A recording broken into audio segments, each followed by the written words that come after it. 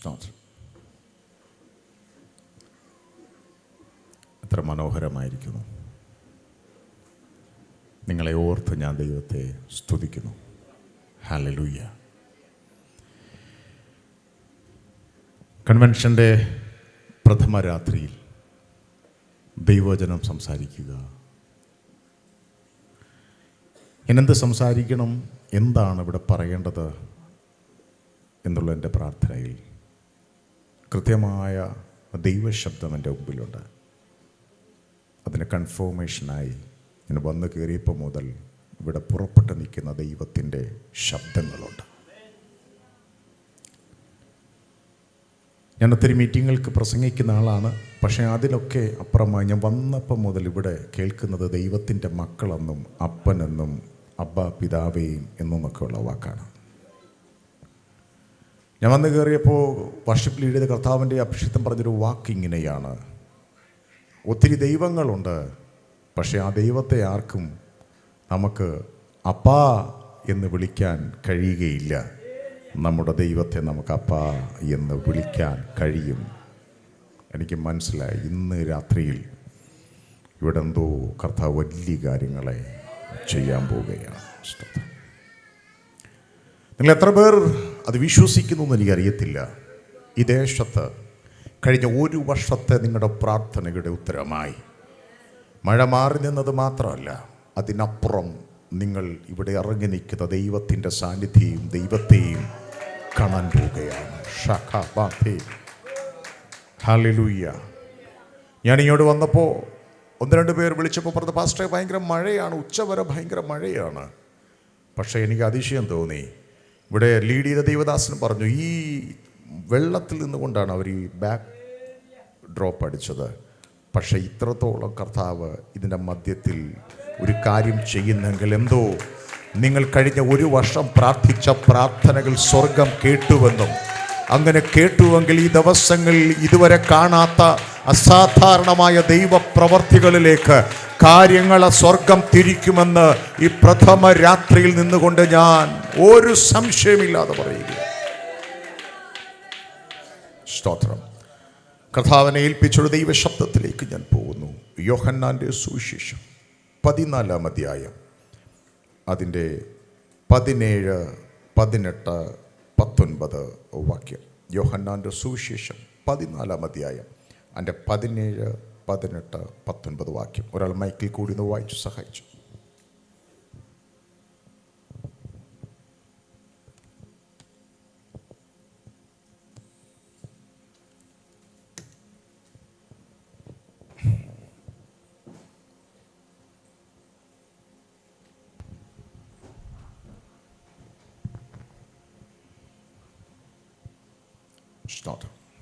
ലോകം അവനെ കാണുകയോ അറിയുകയോ ചെയ്യായികയാൽ അതിന് അവനെ ലഭിപ്പാൻ കഴിയുകയില്ല. നിങ്ങളോ അവൻ നിങ്ങളോടുകൂടെ വസിക്കുകയും നിങ്ങളിൽ ഇരിക്കുകയും ചെയ്യുന്നത് കൊണ്ട് അവൻ അറിയുന്നു. അടുത്ത വാക്യം. ഞാൻ നിങ്ങളെ അനാഥരായി വിടുകയില്ല. ഞാൻ നിങ്ങളെ അനാഥരായി വിടുകയില്ല. ഞാൻ നിങ്ങളുടെ അടുക്കൽ വരും. ഞാൻ നിങ്ങളുടെ അടുക്കൽ വരും. കുറഞ്ഞോന്ന് കഴിഞ്ഞാൽ ലോകം എന്നെ കാണുകയില്ല. നിങ്ങളോ എന്നെ കാണും. ഞാൻ ജീവിക്കുന്നത് കൊണ്ട് നിങ്ങളും ജീവിക്കും. ഞാൻ ജീവിക്കുന്നത് കൊണ്ട് നിങ്ങളും ജീവിക്കും. ഒരു നിമിഷം കണ്ണുകളൊന്ന് അടച്ചു. ഞങ്ങളുടെ നല്ല പിതാവേ, അവിടുത്തെ പുത്രനായ യേശു കർത്താവിൻ്റെ നാമത്തിൽ ഞങ്ങൾ ഒരുമിച്ചു പ്രാർത്ഥിക്കുന്നു. കർത്താവെ, ഞങ്ങളുടെ കൺവെൻഷൻ്റെ ആദ്യ രാത്രിയിൽ കർത്താവെ അങ്ങ് ഞങ്ങളുടെ മധ്യ ഉള്ളതിനായി സ്തോത്രം. ദീർഘമായ പ്രാർത്ഥനകളുടെ മറുപടികളായി ഇന്ന് രാത്രി മുതൽ ഇവിടെ നടക്കുന്ന ഈ മീറ്റിംഗിൽ അസാധാരണമായ ദൈവപ്രവൃത്തി വെളിപ്പെടണമേ. കർത്താവെ, വായിക്കപ്പെട്ട തിരുവചനത്തെ അങ്ങയുടെ സന്നിധിയിലേക്ക് ഞങ്ങൾ ഉയർത്തുകയാണ്. കർത്താവെ, അതിൽ കൂടിയുള്ള ദൈവശക്തി ഈ ജനത്തിൻ്റെ മേൽ, ദേശത്തിൻ്റെ മേൽ, ഞങ്ങളുടെ ഓരോരുത്തരുടെ മേലും പകരുമാറായിരിക്കണമേ. ദേശത്ത് അസാധാരണമായൊരു ദൈവപ്രവർത്തിക്കായി ഞങ്ങൾ ഒരുമിച്ച് പ്രാർത്ഥിക്കുന്നു. ഈ അന്തരീക്ഷത്തെ കർത്താവെ പരിശുദ്ധാത്മാവിൻ്റെ കയ്യിലേക്ക് ഞങ്ങൾ ഏൽപ്പിക്കുകയാണ്.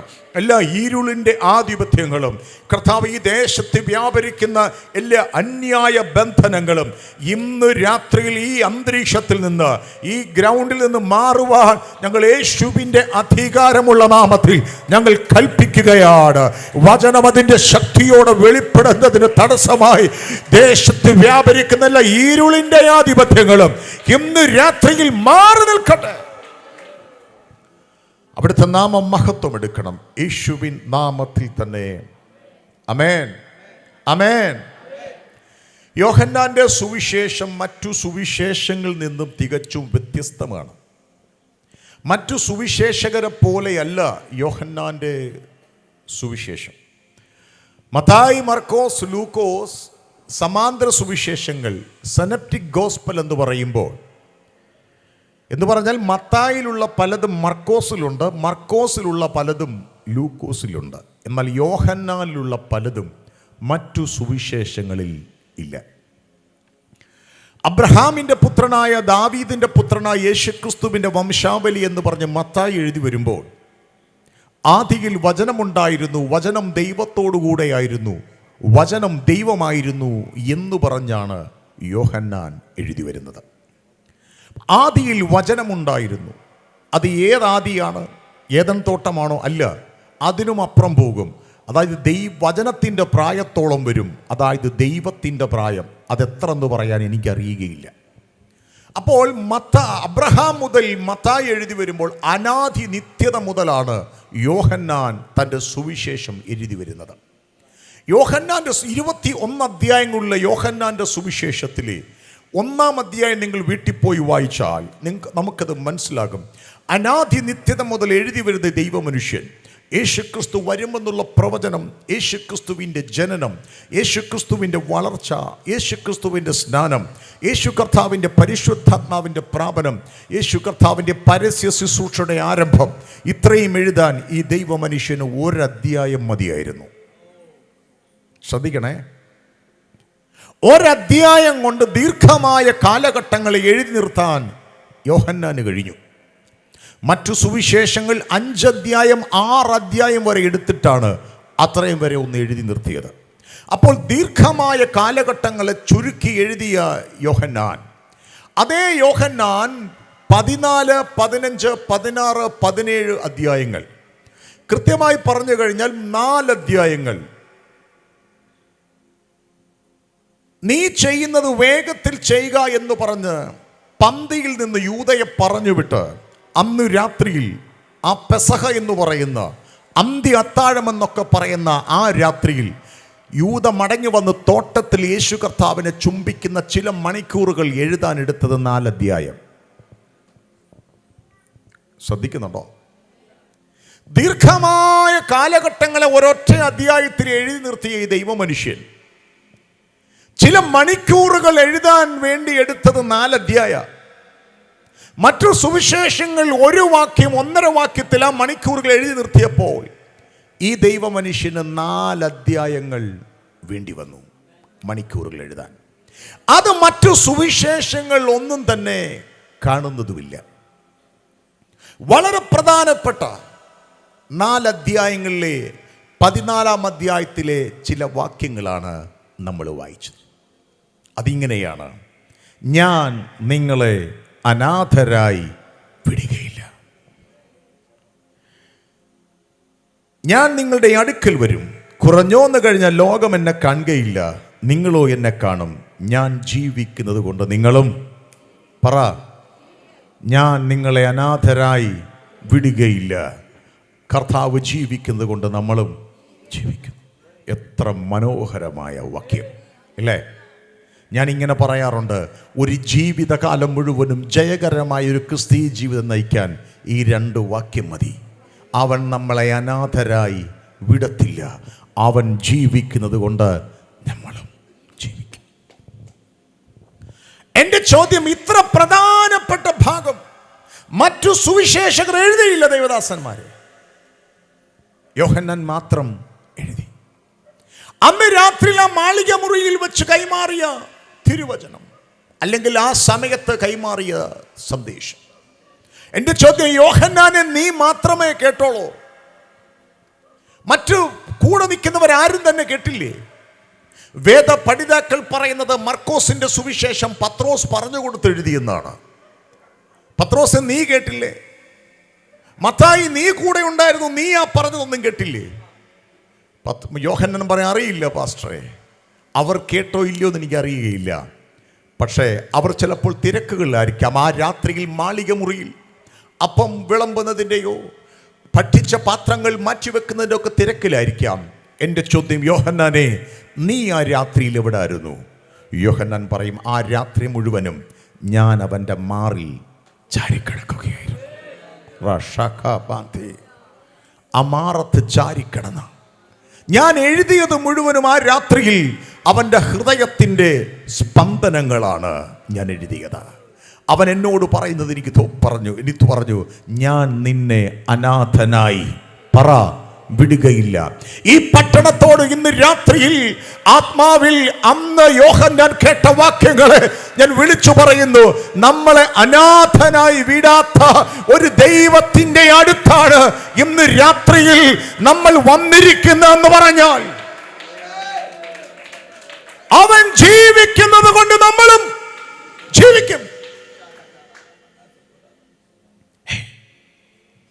യേശു കർത്താവിന്റെ ശുശ്രൂഷയുടെ അവസാന ഭാഗങ്ങൾ വന്നപ്പോൾ അവൻ പറഞ്ഞു, ഞാൻ പോകും, ഞാൻ പിടിക്കപ്പെടും, ഞാൻ യെരൂശലേമിലേക്ക് പോകും, ഞാൻ കള്ളന്മാരുടെ നടുവിൽ ക്രൂശിക്കപ്പെടും. ശിഷ്യന്മാരുടെ ഉള്ളിൽ ഒരു ചോദ്യമുണ്ട്, കർത്താവേ നീ പോയാ പിന്നെ ഞങ്ങൾക്ക് ആരാ ഉള്ളേ? ഞങ്ങൾ സകലതും വിട്ടാണ് നിന്നെ അനുഗമിച്ചത്. നിന്റെ കൂടെ കൂടി എന്ന കാരണത്താൽ യഹൂദ മതത്തിന് മുഴുവനും ഞങ്ങൾ ശത്രുക്കളാണ്. നിന്റെ കൂടെ കൂടി എന്ന കാരണത്താൽ ഹല്ലേലൂയ മറ്റു പരീക്ഷന്മാർക്ക് ഞങ്ങൾ നോട്ടപ്പുള്ളികളാണ്. നിന്റെ കൂടെ നിന്ന കാരണത്താൽ ഞങ്ങൾക്കൊന്നിനും കഴിഞ്ഞ 3.5 വർഷക്കാലം ബുദ്ധിമുട്ടുണ്ടായിട്ടില്ല. ഭക്ഷണത്തിന് ഭക്ഷണമുണ്ട്. നിനക്ക് 5 അപ്പം മതി 5000 പേരെ പോഷിക്കാൻ. കരം കൊടുക്കാൻ നിവൃത്തിയില്ലാതെ വന്നാലും മീൻ്റെ വായിലെ ചതുദ്രമ പണം പോലും നിനക്കറിയാം. ഇങ്ങനെ നിന്റെ കൂടെ കഴിഞ്ഞ 3.5 വർഷക്കാലം ഒന്നും അറിയാതെ ഞങ്ങൾ നടന്നു. നീ ഇപ്പോൾ പറയുന്നു നീ അങ്ങ് പോകും, ഞങ്ങൾ അനാഥരായി പോകുമോ? ഈ ചിന്ത ചിലപ്പോൾ യേശു കർത്താവ് മനസ്സിലാക്കി എന്ന പോലെ തൻ്റെ ശിഷ്യന്മാരോട് പറഞ്ഞു, ഞാൻ നിങ്ങളെ അനാഥരായി വിടുകയില്ല. നിങ്ങൾക്ക് തോന്നുന്നുണ്ടോ നിങ്ങളെ ഞാൻ വിളിച്ചിട്ട് നിങ്ങളെ അനാഥരാക്കി പോകുമെന്നില്ല? നിങ്ങളെ ഞാൻ അനാഥരാക്കി വിടുകയില്ല. ഉണ്ടോ നിങ്ങൾ എൻ്റെ കൂടെ? ഞാൻ ജീവിക്കുന്നത് കൊണ്ട് നിങ്ങളും, ഒന്ന് പറഞ്ഞ, ഞാൻ ജീവിക്കുന്നത് കൊണ്ട് നിങ്ങളും. യോഹന്നാൻ മാത്രം എഴുതി, വേറെ ആരും തന്നെ എഴുതിയില്ല. വേദ പഠിതാക്കൾ പറയുന്നു, ചരിത്രം പറയുന്നു, യോഹന്നാൻ ശുശ്രൂഷ നിമിത്തം, സുവിശേഷ വേല നിമിത്തം ഡൊമീഷ്യൻ ചക്രവർത്തി തന്നെ തിളച്ച എണ്ണയിൽ ഇട്ടു. പക്ഷെ എണ്ണയ്ക്ക് അവനെ കൊല്ലുവാൻ കഴിഞ്ഞില്ല. എൻ്റെ ചോദ്യം, യോഹന്നാനെ എണ്ണയ്ക്ക് ചൂടില്ലായിരുന്നോ? യോഹന്നാൻ പറയും, ഉണ്ടായിരുന്നു പാസ്റ്റർ, തിളച്ച എണ്ണയായിരുന്നു. പക്ഷെ പിന്നെ നീ എങ്ങനെ രക്ഷപ്പെട്ടു? ഞാൻ എണ്ണയ്ക്കകത്തും കിടന്ന് പറഞ്ഞു, കർത്താവേ നിന്റെ ഹൃദയത്തിൻ്റെ സ്പന്ദനം ഞാൻ കേട്ടെഴുതി. ഞാനൊരു ശബ്ദം കേട്ടു, നീ ജീവിക്കുന്നു എന്നൊരു ബോധ്യം എൻ്റെ അകത്തുണ്ടെങ്കിൽ ഞാൻ ജീവിക്കുമെന്ന്. ആ എണ്ണയുടെ അകത്തും കിടന്ന് ഞാൻ പറഞ്ഞു, അപ്പൊ നീ ജീവിക്കുമെങ്കിൽ ഞാൻ ജീവിക്കും. ഇത് എൻ്റെ അകത്ത് പറഞ്ഞുകൊണ്ടിരിക്കുമ്പോൾ എണ്ണയുടെ ചൂടിന് എന്നെ തകർത്ത് കളയാൻ കഴിഞ്ഞില്ല, എണ്ണയ്ക്കെന്നെ ഇല്ലായ്മ ചെയ്യാൻ കഴിഞ്ഞില്ല. ഈ പ്രാരംഭത്തിൽ ഞാൻ ആമുഖമായി പറയുന്നു, സമാനമായ അന്തരീക്ഷങ്ങൾ കൂടിപ്പോകുന്ന ദൈവ പൈതല്, ദേശത്തായിരിക്കുന്ന ദൈവജനമേ, ഞാൻ ആത്മാവിൽ പ്രവചിച്ചു പറയാം, ഒരു പ്രതിസന്ധിക്കും ഒരു പ്രതികൂലത്തിനും നിന്നെ തകർത്ത് കളയാൻ കഴിയാതെ വണ്ണം എന്റെ യേശു ജീവിക്കുന്നു എന്നൊരു ബോധ്യം ഇന്ന് രാത്രിയിൽ നിന്റെ അകത്ത് ഉണ്ടായാൽ നീ ആ പ്രതിസന്ധിയുടെ നടുവിലും ജീവിക്കും.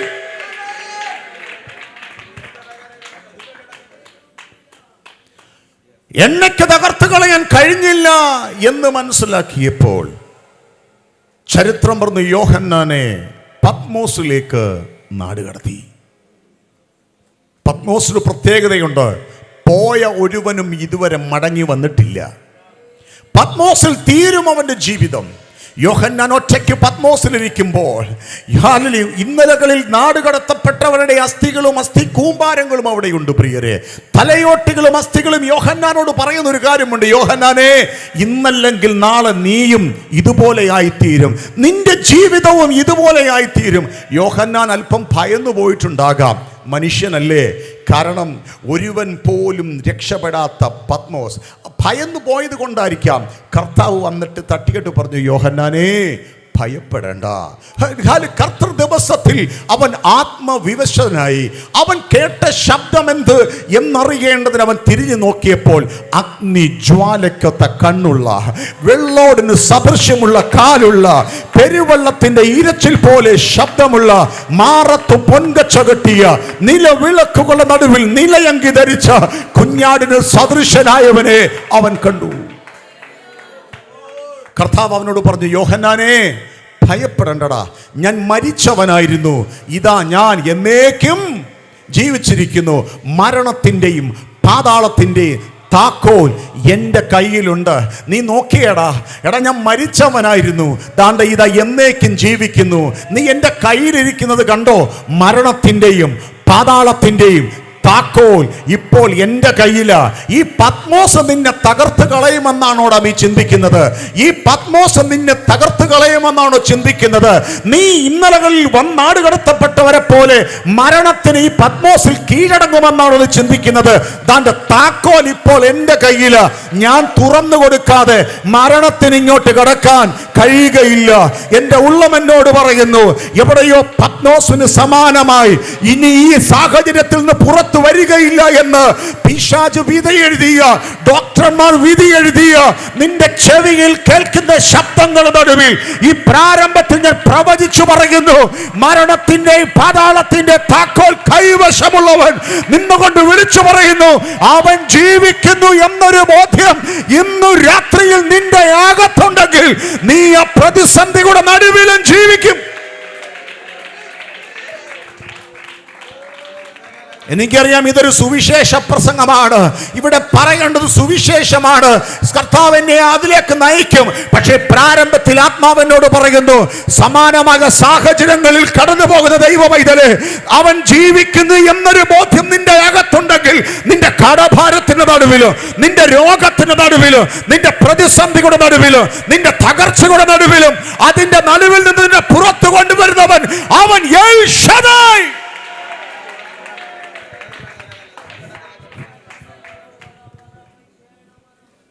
വായിച്ച വാക്യത്തിലേക്ക് ഞാൻ മടങ്ങി വരട്ടെ. കർത്താവ് പറഞ്ഞു, ഞാൻ നിങ്ങളെ അനാഥരായി. നമ്മൾ അനാഥരല്ല, നമ്മൾ അനാഥർ അല്ല. നമുക്കൊരു ഉടമസ്ഥനുണ്ട്. ഞാൻ വന്നപ്പം മുതൽ ഇവിടെ മുഴങ്ങി നിൽക്കുന്ന ശബ്ദത്തിനൊത്ത് ഞാൻ ചേർന്ന് പറയട്ടെ, നമുക്കൊരപ്പൻ ഉണ്ട്.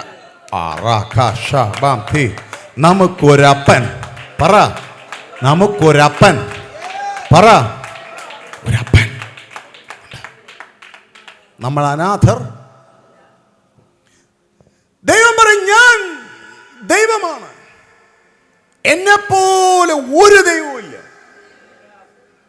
ആകാശത്തിന്റെ കീഴെ ഭൂമിക്ക് മീതെ എന്നെപ്പോലെ ഒരു ദൈവവും.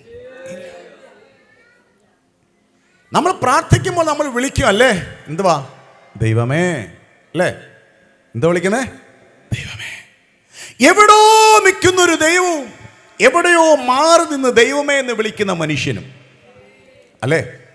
ദൈവമേ എന്ന് വിളിക്കുമ്പോൾ നമ്മൾ എന്താ മനസ്സ് വരുന്നത്?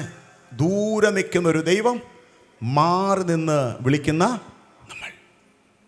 പക്ഷെ ദൈവം പറയും, ഞാൻ ദൈവം, എന്നെപ്പോലെ ആരുമില്ല.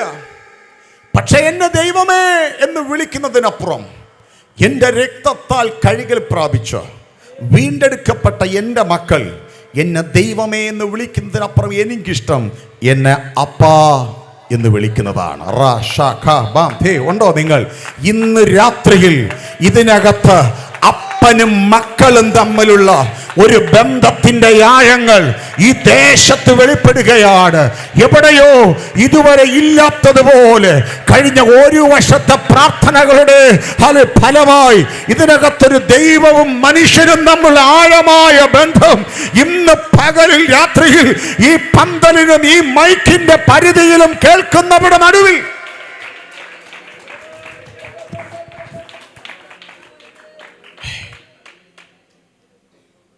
ദൈവം പറയും, ഞാൻ ദൈവം, എന്നെ പോലെ ആരുമില്ല. പക്ഷേ എൻ്റെ മക്കൾ, എൻ്റെ രക്തത്താൽ കഴുകൽ പ്രാപിച്ച, വീണ്ടും ജനനം പ്രാപിച്ച എൻ്റെ മക്കൾ, അവർ എന്നെ ദൈവമേ എന്ന് വിളിക്കുന്നതിനപ്പുറം എനിക്കിഷ്ടം എന്നെ പറ ഒന്ന് വിളിച്ചേ, ഒന്ന് വിളിച്ചേ. പിശാച് കേക്കട്ടെ, ഈ ദേശത്തിലെ ദുരാത്മ തലം കേക്കട്ടെ. അപ്പാന്ന് വിളിച്ച് നമ്മൾ വിളിക്കും. എപ്പോഴാണെന്നറിയാമോ? വിളിക്കാൻ പറയുമ്പോ നമ്മള് വിളിക്കും. അപ്പാ എന്ന് ദൈവത്തെ നമുക്ക് വിളിക്കാൻ പലപ്പോഴും കഴിയില്ല പ്രിയരെ. നമ്മൾ വിളിക്കും. എപ്പോഴെന്നറിയാമോ? പാസ്റ്റർ വിളിക്കാൻ പറയുമ്പോൾ നമ്മൾ വിളിക്കും. കാരണം പിശാച് നമ്മളെ കൊണ്ട് വിളിപ്പിക്കത്തില്ല. ഉണ്ടോ നിങ്ങൾ എൻ്റെ കൂടെ? പിശാച് ഈ വിളി നമ്മളെ കൊണ്ട് വിളിപ്പിക്കുകയില്ല. കാരണം വർഷങ്ങൾക്ക് മുമ്പ് അവൻ തകർത്ത് കളഞ്ഞ ബന്ധമാ അപ്പനും മകനും തമ്മിലുള്ള, അപ്പനും മകളും തമ്മിലുള്ള ബന്ധം. വർഷങ്ങൾക്ക് മുമ്പ് അവൻ മനുഷ്യനിൽ പാപം പ്രവേശിപ്പിച്ച് തകർത്ത് കളഞ്ഞ ബന്ധമായത്. നിങ്ങൾ ഏദൻ തോട്ടത്തിൽ ഞാൻ നമ്മുടെ സ്വരൂപത്തിലും സാദൃശ്യത്തിലും മനുഷ്യനെ ഉണ്ടാക്കുക എന്ന് പറഞ്ഞിറങ്ങി നിൽക്കുന്ന ദൈവം മണ്ണ് കൊണ്ട് മനുഷ്യനെ ഉണ്ടാക്കി, ഒരു രൂപമുണ്ടാക്കി. ഒന്നും കൂടി ശ്രദ്ധിച്ചു നോക്കി, എന്തെങ്കിലും മാറ്റം വരുത്തണമോ അതെല്ലാം ഉണ്ടാക്കി. കൃത്യമായ അളവോടെ ദൈവത്തിൻ്റെ ഹൃദയത്തിൽ കിടന്ന ഹല്ലേലൂയ സ്വപ്നപ്രകാരം മനുഷ്യനെ ഉണ്ടാക്കി. എൻ്റെ ചിന്തയിൽ ഞാനതൊന്ന് പറയട്ടെ, നിങ്ങൾ ശ്രദ്ധിച്ച് കേൾക്കണമേ. മുട്ടുകുത്തി നിന്ന് ആദമിൻ്റെ മൂക്കിലേക്ക് ജീവശ്വാസമൂതി, കണ്ണിമ വെട്ടി, കണ്ണു തുറന്ന് ആദം ആദ്യം കണ്ടത് അവനിലേക്ക് ജീവശ്വാസം ഊതി നിൽക്കുന്ന ദൈവത്തെ. കാരണം തോട്ടത്തിൽ വേറെ ആരും തന്നെ ഇല്ല. ആദം കണ്ണു വെട്ടി തുറന്നു നോക്കിയപ്പോൾ ആദ്യം കണ്ടത് അവനിലേക്ക് ജീവശ്വാസമൂതുന്ന ദൈവത്തെ. ദൈവം പറഞ്ഞു, മോനെ ആദമേ, നിന്റെ അപ്പനാ ഞാൻ. സംശയമുണ്ടോ? വായിച്ചേ മോളെ. ലൂക്കോസിന്റെ സുവിശേഷം 3-ാം അധ്യായം അതിൻ്റെ 23-2 മുതലുള്ള വാക്യങ്ങൾ.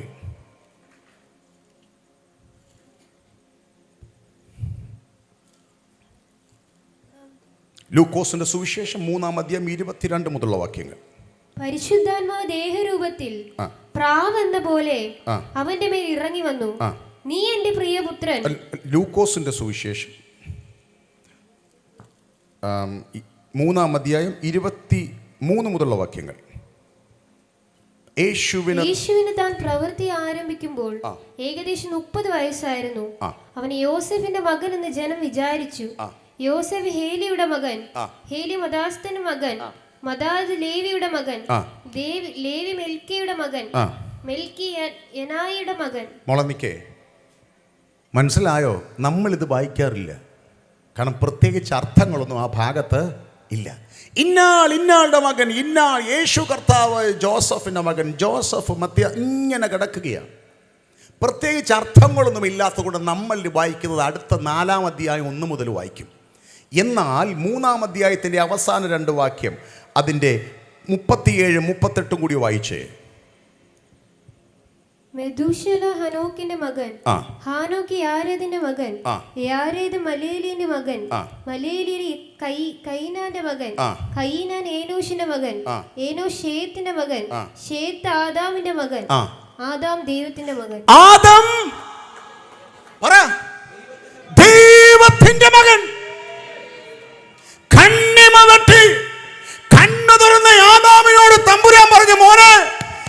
നിന്റെ അപ്പനാ ഞാൻ. ഉണ്ടോ?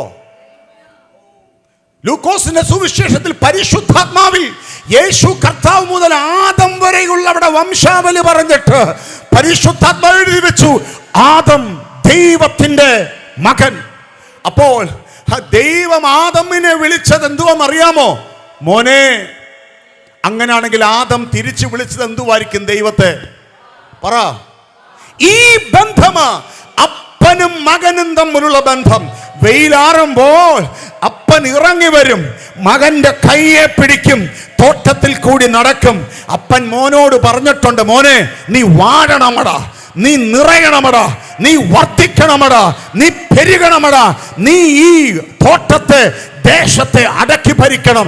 കാരണം നീ എൻ്റെ മകനാണ്, നീ എൻ്റെ മകനാണ്. അതുകൊണ്ട് നീ വാഴണം, നീ ഇവയ്ക്ക് പേരിടണം. ഹല്ലേലൂയ. വെയിലാറുമ്പോൾ അപ്പൻ ഇറങ്ങി വരുമ്പോൾ ആദം പറഞ്ഞിട്ടുണ്ടാകാം, എൻ്റെ ചിന്തയാണ്, അപ്പാ ഞാൻ പേരിട്ടു. നോക്കിയേ, മുയലെന്ന പേര്, അതിന് ഞാൻ ആന എന്ന പേരിട്ട്, ഞാൻ അതിന് കുതിര എന്ന പേരിട്ട്. ദൈവം പറഞ്ഞു കാണും, മോനെ നല്ലതാടാ, നീ ഇട്ടത് തന്നെയാ പേര്, നീ കാരണം എൻ്റെ മകനാണ്. അപ്പനും മകനും തമ്മിലുള്ള ബന്ധം, ഈ ബന്ധമാണ് പാപത്തെ പ്രവേശിപ്പിച്ച് പിശാച് തകർത്ത് കളഞ്ഞു. തോട്ടത്തിന്റെ നടുവിൽ അപ്പനും മകനും തമ്മിലുള്ള ബന്ധം, ആ ബന്ധത്തിന്റെ നടുവിൽ പാപം പ്രവേശിച്ച് മനുഷ്യനെ, മകനായ ആദമിനെ ഒരു പ്രഭാതത്തിൽ തോട്ടത്തിന് പുറത്താക്കി. തോട്ടം അടയ്ക്കുമ്പോൾ പിശാച് വിചാരിച്ചു കാണും, തീർന്നു.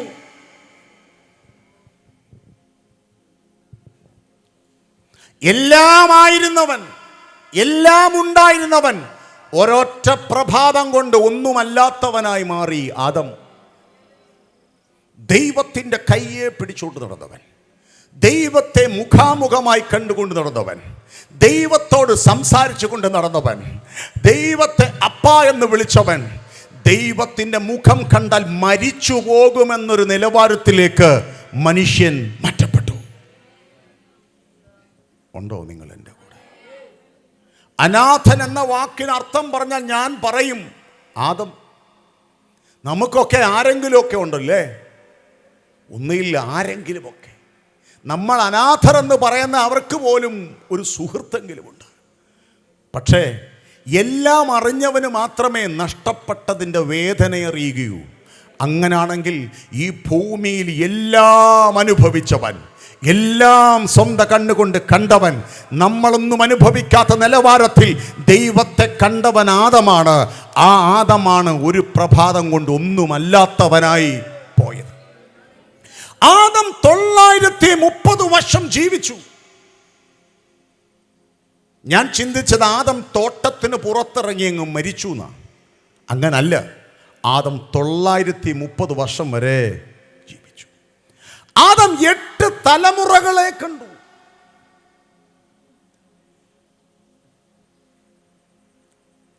ഉൽപ്പത്തി പുസ്തകത്തിനകത്ത് ആദമിൻ്റെ വംശാവലി എഴുതിയിട്ടുണ്ട്. അതിൽ നിന്ന് ഞാൻ കണക്ക് കൂട്ടിയെടുത്ത കുറേ സത്യങ്ങൾ നിങ്ങളോട് പറയാം, നിങ്ങൾ ശ്രദ്ധിച്ചാൽ മതി.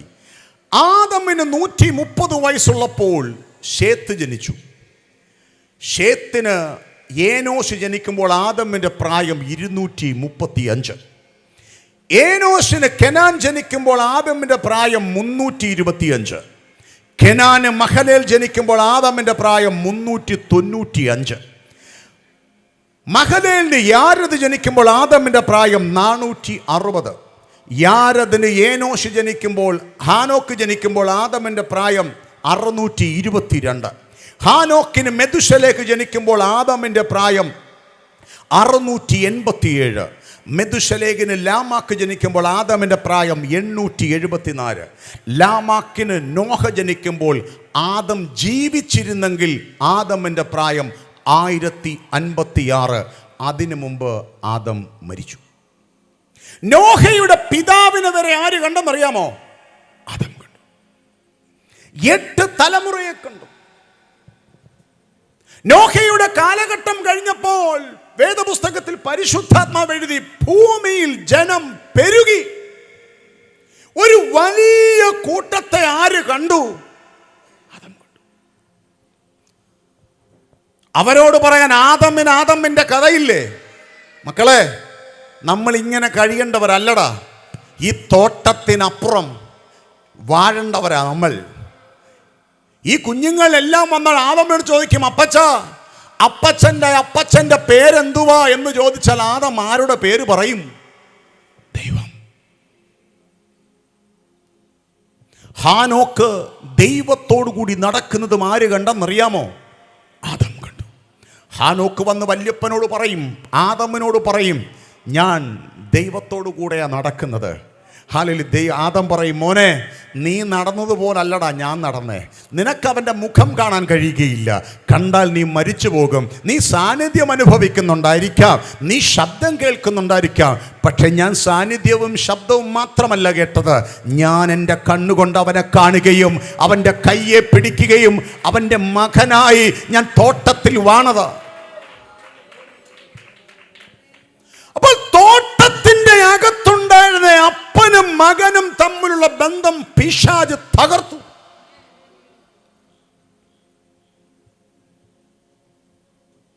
ഇനിയും ഒരുവനെ കൊണ്ടും ഞാൻ ദൈവത്തെ അപ്പാ എന്ന് വിളിപ്പിക്കുകയില്ല എന്ന് പിശാച് തീരുമാനിച്ചു.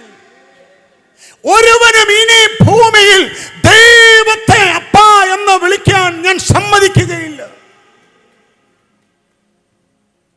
ഉണ്ടോ നിങ്ങൾ എൻ്റെ കൂടെ?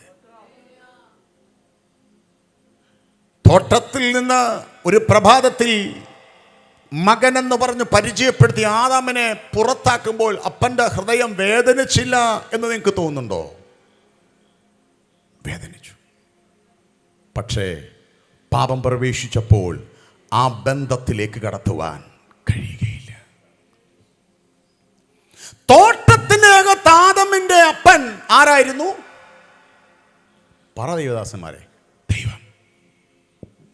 തോട്ടത്തിന്റെ പുറത്ത് ആദമിന്റെ അപ്പൻ.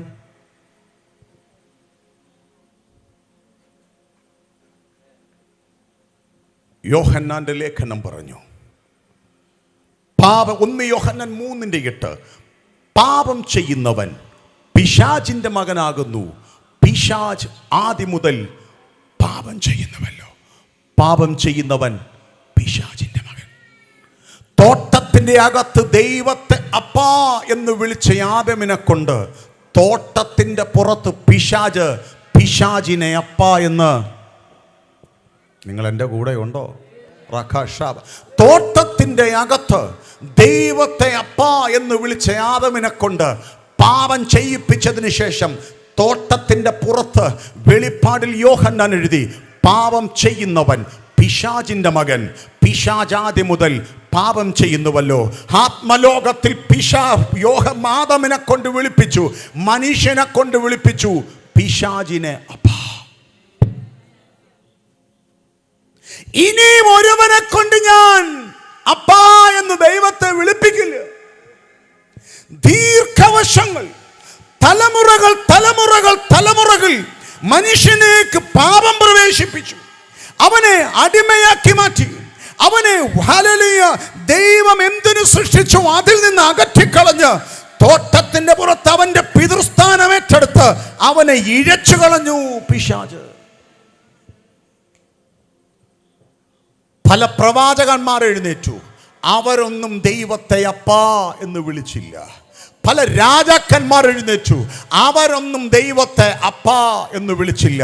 പിശാചിന് മനസ്സിലായി, ഇനി ഒരുവനെ കൊണ്ടും അപ്പാ എന്ന് വിളിക്കാൻ കഴിയുകയില്ല, ദൈവം അത് മറന്നുകളഞ്ഞു എന്ന് പിശാച് ചിന്തിച്ചിരിക്കുമ്പോൾ 2000 വർഷങ്ങൾക്ക് മുമ്പ് യോർദാന്റെ കരയിൽ സ്വർഗം തുറന്ന് വിളിച്ചു പറഞ്ഞു, ഈവൻ എൻ്റെ പ്രിയ. 2000 വർഷങ്ങൾക്ക് മുമ്പ് പിശാച് നോക്കിക്കൊണ്ട് നിൽക്കുമ്പോ തോട്ടത്തിന്റെ അകത്ത് വിളിച്ച വിളി എവിടെയോ പിശാച് ഭയന്ന വിളി തോട്ടത്തിന്റെ അകത്ത് പിശാച് തകർത്ത് കളഞ്ഞ വിളി. ഒരു പൂർണ്ണമായും ദൈവവും പൂർണ്ണമായും മനുഷ്യനുമായ നമ്മുടെ കർത്താവിനെ നോക്കി സ്വർഗം വിളിച്ചു പറഞ്ഞു, ഇവൻ എന്റെ പ്രിയ പുത്രൻ.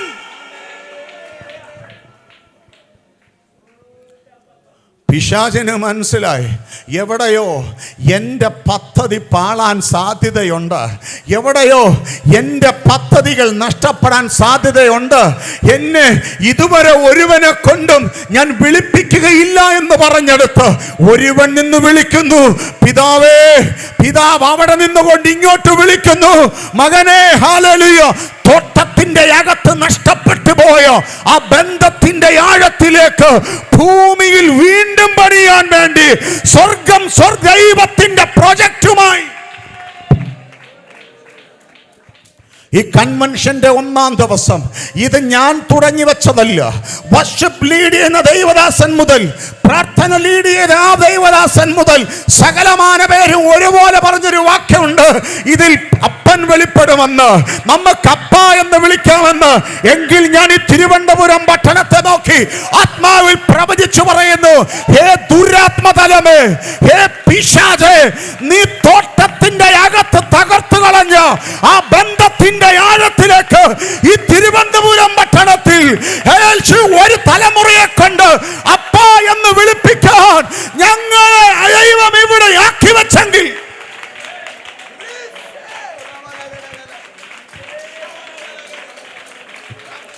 ആത്മാവിൽ സഞ്ചരിക്കുന്ന ദൈവമക്കൾ ഇന്ന് രാത്രി ആത്മാവിൽ സഞ്ചരിച്ച് ഈ വിളിക്കകത്ത് പിശാച് വിറയ്ക്കും.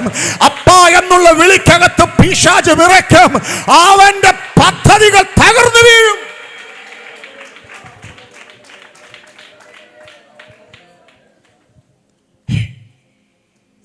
പിശാച് ഭയന്നുപോയി ആ വിളി കേട്ട്.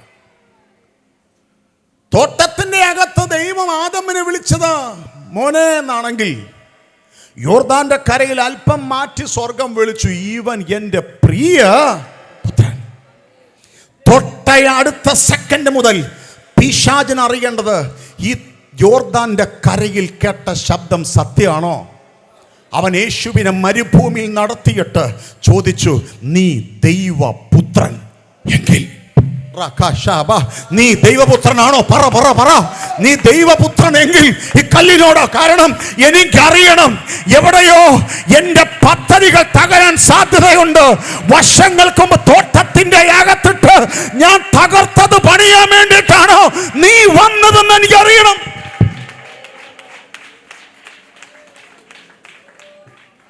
യേശു കർത്താവ് തന്റെ പരസ്യ ശുശ്രൂഷയിൽ ആവർത്തിച്ചാവർത്തിച്ചു പറഞ്ഞു, ഞാൻ പിതാവിൻ്റെ അടുത്ത് നിന്ന് വന്നു, ഞാൻ പിതാവിൽ നിന്ന് കേൾക്കാത്തതൊന്നും ഞാൻ നിങ്ങളോട് പറഞ്ഞിട്ടില്ല. ഞാൻ പിതാവിൻ്റെ ഇഷ്ടം ചെയ്യാൻ വന്നു. ഞാൻ പിതാവിൻ്റെ മടിയിലിരുന്ന ഓമനപുത്രനാണ്. ഞാൻ പിതാവിൽ നിന്ന് കേൾക്കാത്തതൊന്നും ഞാൻ നിങ്ങളോട് പറയുന്നില്ല. പിതാവിൻ്റെ ഇഷ്ടമാണ് ഞാൻ നിറവേറ്റാൻ വന്നത്. യേശു കർത്താവ് തൻ്റെ ശിഷ്യന്മാരുമായി സഞ്ചരിക്കുമ്പോൾ 2000-ലധികം വർഷം ശിഷ്യന്മാർ പോയി യേശുവിനോട് ചോദിച്ചു, ഗുരു, യോഹന്നാൻ തൻ്റെ ശിഷ്യന്മാരെ പ്രാർത്ഥിക്കാൻ പഠിപ്പിക്കുന്നുണ്ട്, നീയും ഞങ്ങളെ പ്രാർത്ഥിക്കാൻ പഠിപ്പിക്കണം. യേശു പറഞ്ഞു, ഞാൻ പ്രാർത്ഥിക്കാൻ പഠിപ്പിക്കാം, പക്ഷേ നിങ്ങൾ വിളിക്കുന്നത് പോലല്ല ഞാൻ എൻ്റെ പിതാവിനെ വിളിക്കുന്നത്. നിങ്ങൾ ദൈവത്തെ വിളിക്കുന്നത് പോലല്ല ഞാൻ വിളിക്കുന്ന വിളി ഞാൻ നിങ്ങളെ പഠിപ്പിക്കാം. എനിക്ക് എൻ്റെ പിതാവിൻ്റെ ഇഷ്ടമറിയാം, എൻ്റെ പിതാവിൻ്റെ ഹൃദയമറിയാം.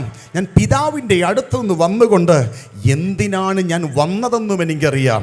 അതുകൊണ്ട് നിങ്ങൾ പ്രാർത്ഥിക്കുമ്പോൾ ഇവണ്ണം പ്രാർത്ഥിപ്പിൻ, സ്വർഗസ്ഥനായ ഞങ്ങളുടെ പിതാവേ.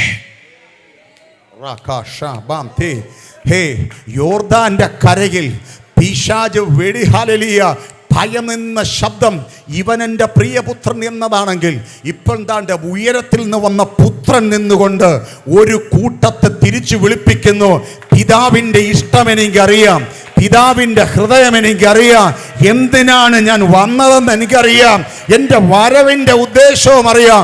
അതുകൊണ്ട് നിങ്ങൾ പ്രാർത്ഥിക്കുമ്പോൾ ഈ വണ്ണം പ്രാർത്ഥിക്കണം. സ്വർഗസ്ഥനായ ഞങ്ങളുടെ പറ പിതാവേ.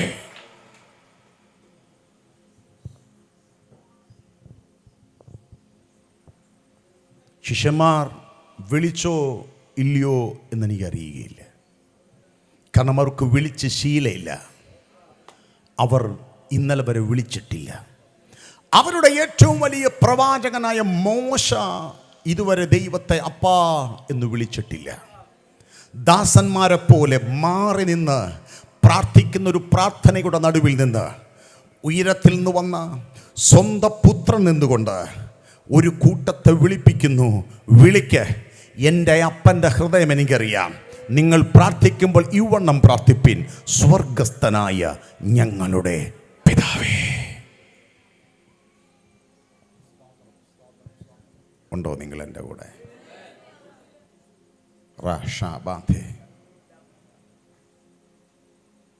അവർ വിളിച്ചിട്ടുണ്ടായിരിക്കാം, ചിലപ്പോൾ വിളിച്ചിട്ടില്ലായിരിക്കാം. പക്ഷേ യേശു കർത്താവ് കാൽവറിയിൽ തകർക്കപ്പെട്ടു.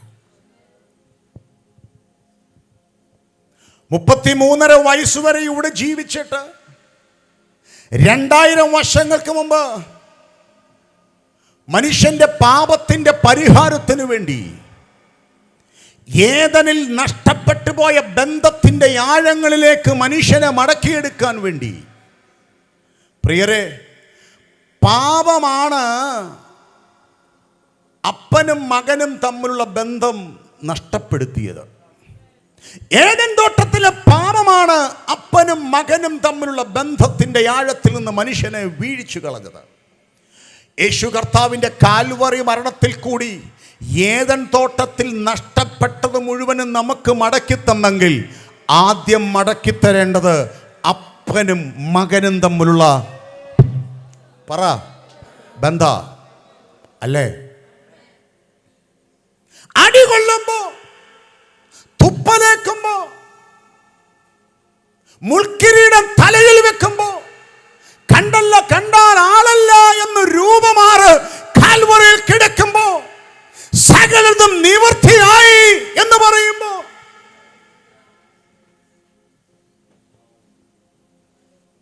കൂടെ നിൽക്കുന്ന സകല ശിഷ്യന്മാരും ഓടി ഭയന്നുപോയി, യോഹന്നാൻ ഒഴിച്ച്. അല്ലേ? യോഹന്നാൻ ഒഴിച്ച് ബാക്കിയെല്ലാവരും ഓടിപ്പോയി. യോഹന്നാൻ അവസാന നിമിഷം വരെ കാൽവറിയുടെ ചുവട്ടിൽ ഉണ്ടായിരുന്നു. യോഹന്നാനോട് ചോദിക്കണം, യോഹന്നാനെ, നീ അവസാന നിമിഷം വരെ കാൽവറിയുടെ ചുവട്ടിൽ ഉണ്ടായിരുന്നല്ലേ? ഉണ്ടായിരുന്നു. നിനക്ക് ഈ ക്രൂശ് മരണം കണ്ടപ്പോൾ എന്താ തോന്നിയേ?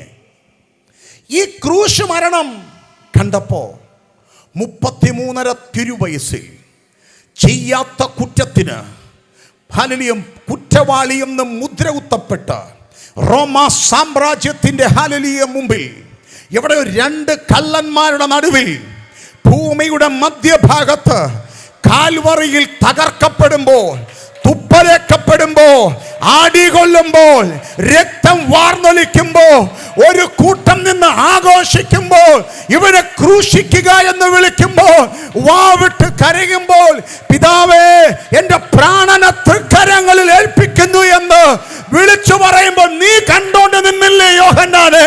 നിനക്കെന്താ തോന്നിയേ?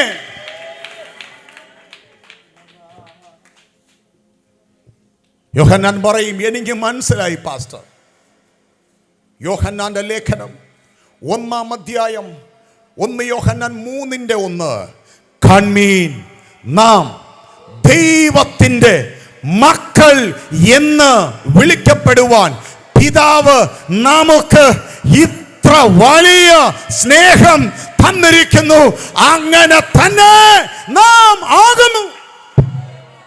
ഉണ്ടോ നിങ്ങൾ എൻ്റെ കൂടെ? എന്തിനാന്ന് മനസ്സിലായി? എനിക്ക് മനസ്സിലായി എന്തിനാന്ന്. ഈ തകർക്കപ്പെടൽ എന്തിനാന്ന് മനസ്സിലായി. ഈ ക്രൂശീകരണം എന്തിനാന്ന് മനസ്സിലായി. ഈ ചെമ്മട്ടി കൊണ്ടുള്ള അടി എന്തിനാന്ന് മനസ്സിലായി. ഈ കാൽവറി എന്തിനാന്ന് മനസ്സിലായി. ഞാൻ കണ്ടപ്പോൾ മനസ്സിലായി.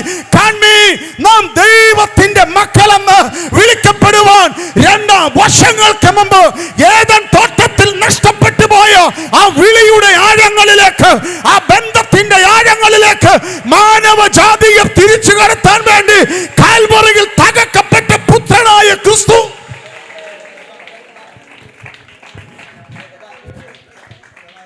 ഏത് പ്രവേശിച്ചപ്പോഴാണോ ബന്ധം നഷ്ടപ്പെട്ടത്, പാപം പ്രവേശിച്ചപ്പോൾ അപ്പനും മകനും തമ്മിലുള്ള ബന്ധം നഷ്ടപ്പെട്ടെങ്കിൽ ആ പാപത്തിന് പരിഹാരം വരുത്തി എവിടെയോ നഷ്ടപ്പെട്ട ബന്ധത്തിലേക്ക് മനുഷ്യനെ മടക്കിക്കൊണ്ടുവന്നു.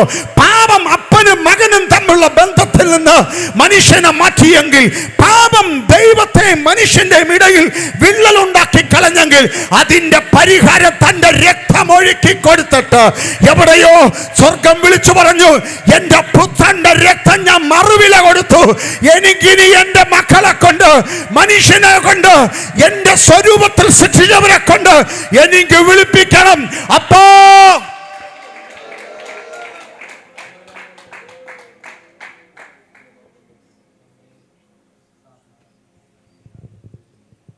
രണ്ടായിരത്തിന് വർഷത്തിനിപ്പുറം തിരുവനന്തപുരത്ത് നിന്നൊരു തലമുറ അപ്പാ എന്ന് വിളിച്ചാൽ വിറയ്ക്കുന്നത് ദുരാത്മ തലത്തിന്റെ അടിസ്ഥാനമാണ്. കാരണം അവൻ തകർത്ത് കളഞ്ഞ ബന്ധമാണ്. പക്ഷേ പുത്രൻ തൻ്റെ രക്തമൊഴുക്കി വീണ്ടും പണിഞ്ഞെടുത്ത വഴിയാ. അതുകൊണ്ട് കാൺമീൻ, നാം ദൈവത്തിൻ്റെ മക്കൾ എന്ന് വിളിക്കപ്പെടുവാൻ പിതാവ് നമുക്ക് ഇത്ര വലിയ സ്നേഹം നൽകി. അങ്ങനെ തന്നെ നാം ആകും.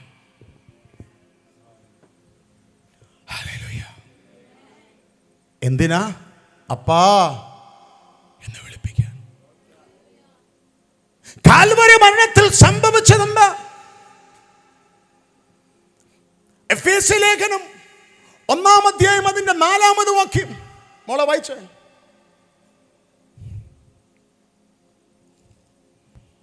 നാം തന്റെ സന്നിധിയിൽ വിശുദ്ധരും നിഷ്കളങ്കരും ആകേണ്ടതിന് അവൻ ലോകസ്ഥാപനത്തിന് മുമ്പേ നമ്മെ അവനിൽ തിരഞ്ഞെടുക്കുകയും തിരുഹിതത്തിന്റെ പ്രസാദപ്രകാരം യേശുക്രിസ്തു മുഖാന്തരം നമ്മെ ദത്തെടുക്കേണ്ടതിന് യേശുക്രിസ്തു മുഖാന്തരം ദത്തെടുത്തു. മക്കളെന്ന പദവിയിൽ നിന്ന് പാപം തകർത്തു കളഞ്ഞപ്പോൾ വെളിപ്പാടിൽ പൗലോസ് എഴുതി വെച്ചു, തിരുഹിതത്തിന്റെ പ്രസാദപ്രകാരം യേശുക്രിസ്തു മുഖാന്തരം അവൻ നമ്മെ ദത്തെടുത്തു. ദത്തെന്ന വാക്ക് നിങ്ങൾ കേട്ടിട്ടുണ്ടോ?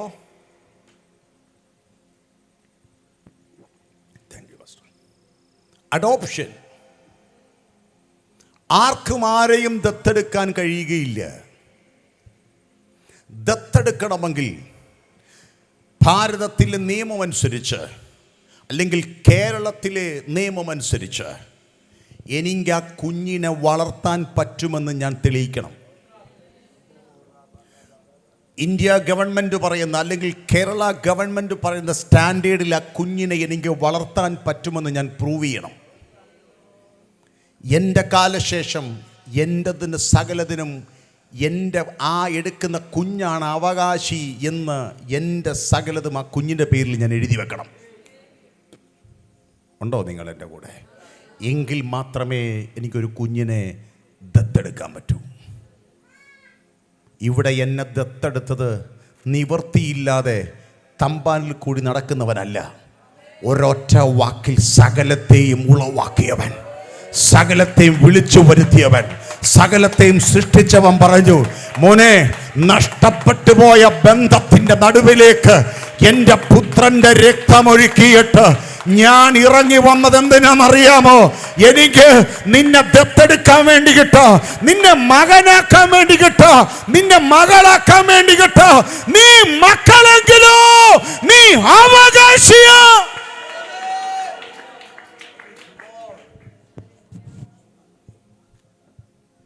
നിങ്ങൾ മക്കളെങ്കിലോ നിങ്ങൾ അവകാശി.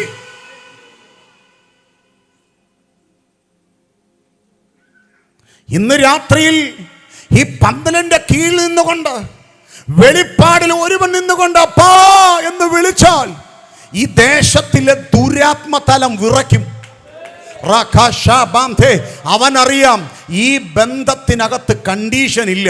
അപ്പനും മകനും തമ്മിലുള്ള ബന്ധത്തിൽ കണ്ടീഷൻ ഇല്ല. പ്രിയരെ, ഉണ്ടോ നിങ്ങൾ? എനിക്കൊരു മകളുണ്ട്. ഞങ്ങൾ വഴക്കൂടും, ഞങ്ങൾ ചിലപ്പോൾ തല്ലും. എന്തിനാണെന്നറിയാമോ? അപ്പൻ്റെ ഇഷ്ടത്തിലേക്ക്, അപ്പൻ്റെ അളവിലേക്ക് ഈ കുഞ്ഞ് വളർന്നു വരാൻ, അപ്പൻ്റെ ആഗ്രഹത്തിലേക്ക്, അപ്പൻ വെച്ച ഹല്ലേലൂയ മാനദണ്ഡത്തിലേക്ക് കുഞ്ഞ് വളർന്നു വരുവാൻ അപ്പൻ എന്തിയോന്നറിയാമോ? വഴക്ക് പറയും, ചിലപ്പോൾ അടിക്കും.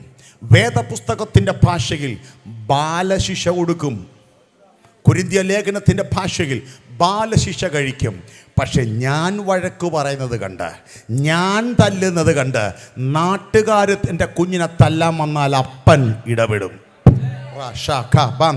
ഞാൻ വഴക്ക് പറയും, ഞാൻ തല്ലിയൊക്കെ ചെയ്യും. പക്ഷെ ഞാൻ തല്ലുന്നത് കണ്ട് നാട്ടുകാരൻ്റെ കുഞ്ഞിനെ തല്ലാൻ വന്നാൽ അപ്പൻ ഇടപെടും.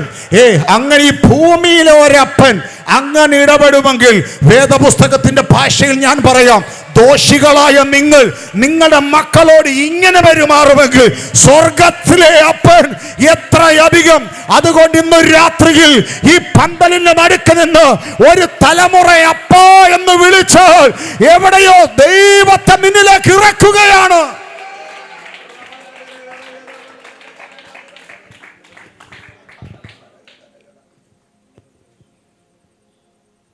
എന്തിന് രക്ഷിക്കപ്പെടണം?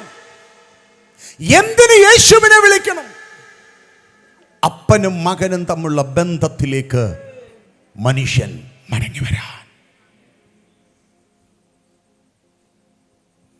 ഈ ശിഷ്യന്മാർ, ആ ജനം ദൈവത്തെ അപ്പാ എന്ന് ആ സമയത്ത് വിളിച്ചോന്ന് എനിക്ക് അറിയുകയില്ല. പ്രിയരെ, പെന്തക്കോസ്തിൽ കാത്തിരിക്കുന്നതോടെ പരിശുദ്ധാത്മാവ് വന്നു അല്ലേ? ആത്മാവ് പെന്തക്കോസ്തിൽ ഇറങ്ങി വന്നു എന്നുള്ളത് വേദപുസ്തകത്തിലെ വാക്യം നമുക്ക് സുപരിചിതമാണ്. പരിശുദ്ധാത്മാവ് വന്ന് സഭയെ നയിക്കാൻ തുടങ്ങി. പരിശുദ്ധാത്മാവ് എന്തിനാ നമുക്ക് തന്നെ? കൈയടിക്കാൻ, അന്യഭാഷ പറയാൻ, ഭൂലോകത്തൊക്കെ പോയി സാക്ഷ്യം പറയാൻ, രോഗികളെ സൗഖ്യമാക്കാൻ അല്ലേ? ഇതൊക്കെയാണ് എങ്കിൽ പോലും ഇതിലും മനോഹരമായൊരു വാക്യം റോമാലേഖനത്തിലുണ്ട്. അതിങ്ങനെയാണ്: പിന്നെയും നിങ്ങൾ ഭയപ്പെടേണ്ടതിന് ദാസ്യത്വത്തിൻ്റെ ആത്മാവിനെയല്ല, നാം അബ്ബാ പിതാവേ എന്ന് വിളിക്കുന്ന സ്വപുത്രൻ്റെ ആത്മാവിനെ അത്രേ പ്രാപിച്ചത്. നിങ്ങൾ പിന്നെയും ഭയപ്പെടേണ്ടതിന് ദാസ്യത്വത്തിൻ്റെ ആത്മാവിനെ അല്ല, നാം അബ്ബാ പിതാവേ എന്ന് വിളിക്കുന്ന സ്വപുത്രൻ്റെ ആത്മാവിനെ അത്രേ പ്രാപിച്ചത്. സ്വർഗം പറഞ്ഞു, പിതാവ് പറഞ്ഞു, നിങ്ങൾക്കെന്നെ അപ്പാ എന്ന് വിളിക്കാൻ പറ്റുന്നില്ല അല്ലേ? നിങ്ങൾക്ക് വിളിക്കാൻ ബുദ്ധിമുട്ടുണ്ടല്ലേ? നിങ്ങൾ വിളിച്ച് ശീലിച്ചിട്ടില്ല അല്ലേ? പക്ഷെ ഒരു കാര്യം പറയാം, എൻ്റെ ഓമനപുത്രൻ എന്നെ വിളിക്കുന്നത് അപ്പാ എന്ന. അങ്ങനാണെങ്കിൽ എൻ്റെ പുത്രൻ്റെ ആത്മാവെടുത്ത് ഞാൻ നിങ്ങൾക്ക് തരാം. അപ്പം നിങ്ങൾക്കും എന്നെ വിളിക്കാം അപ്പായെ എന്ന്. എന്തിനാണ് നാം അഭിഷേകം പ്രാപിച്ചത്? ഭൂമുഖത്ത് അറ്റം പോയി സുവിശേഷം പറയാനാ, രോഗികളെ സൗഖ്യമാക്കാനാ. പക്ഷെ അതിനപ്പുറം എവിടെയോ അപ്പനും മകനും തമ്മിലുള്ള ഒരു ബന്ധത്തിന്റെ ആഴത്തിലേക്ക് ഈ പട്ടണത്തിൽ നെഞ്ചു വിരിച്ച് നടക്കാൻ യോഹന്നാന്റെ ലേഖനത്തിൽ പരിശുദ്ധാത്മാവ് എഴുതി വെച്ച്, നിങ്ങൾ മക്കളെന്ന് ആത്മാവ് താനും ആത്മാവോട് സാക്ഷ്യം പറയുന്നു. നിങ്ങൾ മക്കളെന്ന് ആത്മാവ് താനും ആത്മാവോട് സാക്ഷ്യം പറയുന്നു. നിങ്ങൾ മക്കളെങ്കിലോ നിങ്ങൾ അവകാശികളാണ്. എൻ്റെ ഉള്ളം എന്നോട് പ്രവചിക്കാൻ പറയുന്നു, ഇതിനകത്ത് ഇന്ന് രാത്രിയിൽ അവൻ്റെ മക്കൾമാർ പുറത്തു വരണം. ഈ ദേശത്ത് പിശാച് അപഹരിച്ച കുടുംബങ്ങളുടെ നടുവിൽ നിന്ന് മദ്യവും മയക്കുമരുന്നും ഹല്ലേലൂയ ഇട്ട് എവിടെയോ അപ്പന്റെ സന്നിധിയിൽ നിന്ന് ഓടിക്കൊണ്ടുപോയ ഒരു തലമുറയെ മടക്കി അപ്പന്റെ ഭവനത്തിലേക്ക് മടക്കിയെടുക്കുന്ന രാത്രിയാണ് ഈ രാത്രി എന്ന് ആത്മാവിൽ ഞാൻ പ്രവചിച്ചു വിളിച്ചു പറയുന്നു.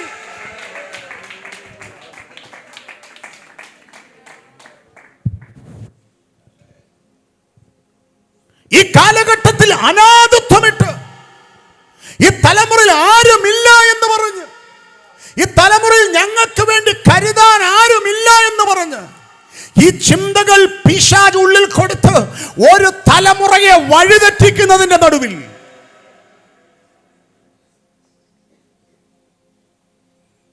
വേദപുസ്തകം വിളിച്ചു പറഞ്ഞു, ഇല്ല ദേശമേ, നിങ്ങൾക്കൊരു ഉടമസ്ഥനുണ്ട്, നിങ്ങൾക്ക് ഒരു അപ്പനുണ്ട്. യോഹന്നാൻ ആ ചങ്കത്ത് ചാരിക്കടന്നതുപോലെ ദേശമേ, നിനക്ക് വേണ്ടിയും നിനക്കും ചാരിക്കടക്കാൻ ആ മാറിൽ ഇപ്പോഴും സ്ഥലം ബാക്കിയുണ്ട്.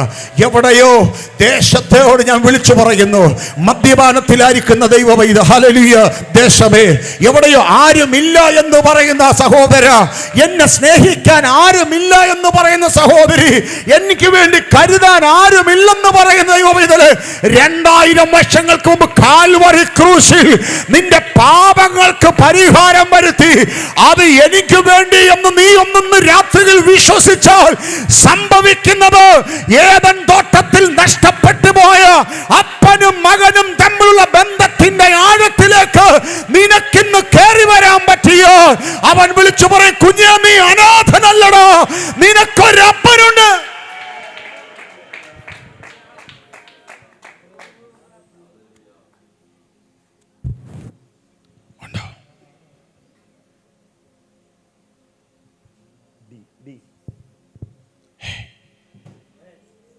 ഹല്ലേലൂയ. അപ്പൻ, രാത്രിയിൽ ഒന്ന് വിളിക്കാമോ? അപ്പാ, ഈ പന്തലിരിക്കുന്നവർ ഒന്ന് വിളിച്ച് കേക്കട്ടെ, പിശാച് കേക്കട്ടെ. കാരണം അവൻ തകർത്ത ബന്ധമായത് കർത്താവ് ഇറങ്ങി നിന്ന് പണിഞ്ഞെടുത്തതാ. ഇന്ന് നമ്മൾ ആ രക്തത്തിൽ കഴുകൽ പ്രാപിച്ചെങ്കിൽ നമ്മളെന്ന് വിളിക്കുമ്പോൾ, ഞാൻ അകന്നാലും നീ അകലില്ല, ഞാൻ മറന്നിട്ടും സ്നേഹിച്ചു നീ, ഞാൻ അകന്നാലും നീ അകലില്ല, മറന്നിട്ടും സ്നേഹിച്ചു നീ. എന്റെ എല്ലാം നീയേ, എൻ ജീവനും പ്രാണനും നീയേ, എന്റെ എല്ലാം നീയേ, എൻ ജീവനും പ്രാണനും നീയേ. മക്കളുണ്ടെങ്കിൽ മാറോടു ചേരട്ടെ ഞാൻ, യേശുനാഥ,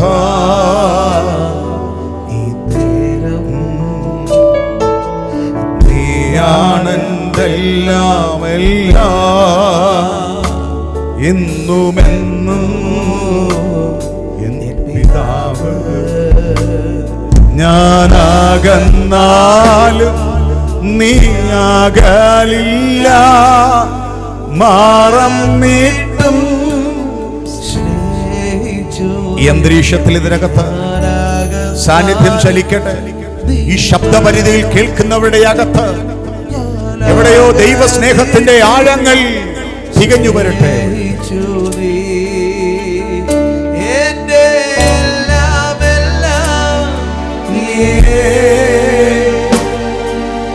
ജീവനും പ്രാണനും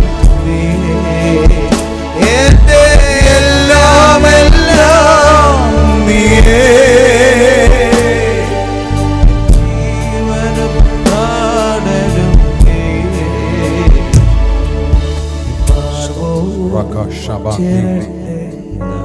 ഹല്ലേലൂയ. ഇന്ന് രാത്രിയിൽ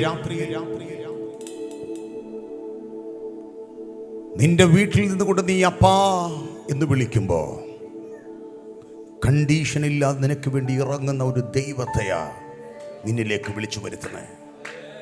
നീ അനുഭവിക്കുന്ന തകർച്ചയുടെ നടുവിൽ എൻ്റെ മകളും ഞാനും തമ്മിൽ വഴക്കുകൂടിയിരിക്കും പ്രിയരെ. ചിലപ്പോൾ ഒരു ദിവസം മിണ്ടാതൊക്കെ ഇരിക്കും, വഴക്കൂടിയിരിക്കും. പക്ഷേ എൻ്റെ കുഞ്ഞിൻ്റെ ഹൃദയത്തിൻ്റെ വേദനയിൽ നിന്നുകൊണ്ട് പപ്പായെ ഒന്ന് വിളിച്ചാൽ, അവളുടെ ഹൃദയത്തിൻ്റെ ഭാരത്തിൻ്റെ നടുവിൽ അവളുടെ ഒരു ആവശ്യത്തിൻ്റെ മുഖത്ത് പപ്പാ എന്ന് വിളിച്ചാൽ, ഒരു ഭൂമിയിലെ അപ്പൻ വിളിയേക്കും.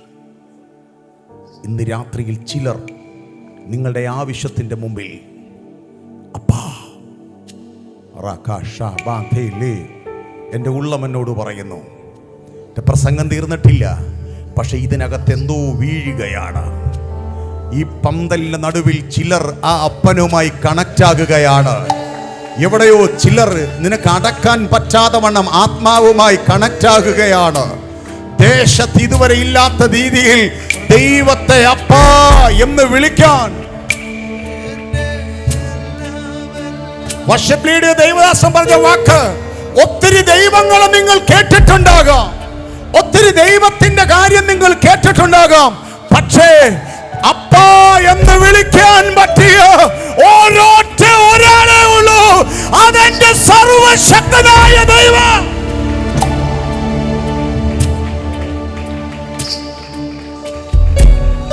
നിനക്കാരോടും പറയാത്ത നിന്റെ ഭാരം, ആരുടെ മുമ്പിലും ഇറക്കി വെക്കാൻ പറ്റാത്ത നിന്റെ വേദന, നിന്നെ ആരും മനസ്സിലാക്കുന്നില്ല എന്നുള്ളതാണോ നിന്റെ പ്രശ്നം? ഒരാളും നിനക്ക് വേണ്ടി ചെവി തരുന്നില്ല എന്നുള്ളതാണോ? നിനക്ക് മുമ്പോട്ട് പോകാൻ കഴിയത്തില്ലെന്നുള്ളതാണോ? ഞാൻ വിളിച്ചു പറയുന്നു, നമുക്കൊരപ്പനുണ്ട്, നമുക്കൊരു ഉടമസ്ഥനുണ്ട്. നാം അനാഥരല്ലോ. അവൻ ജീവിക്കുന്നത് കൊണ്ട് നമ്മളും ജീവിക്കും.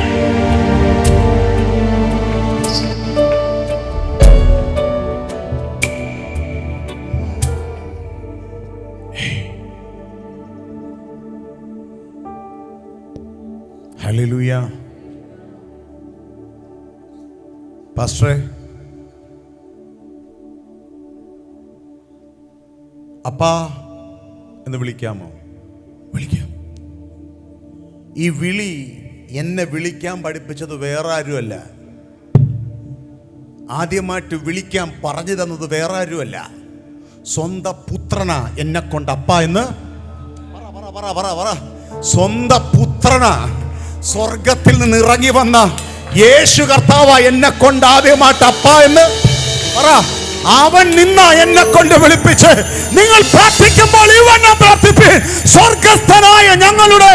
അതുകൊണ്ട് ധൈര്യമായി വിളിക്കാം.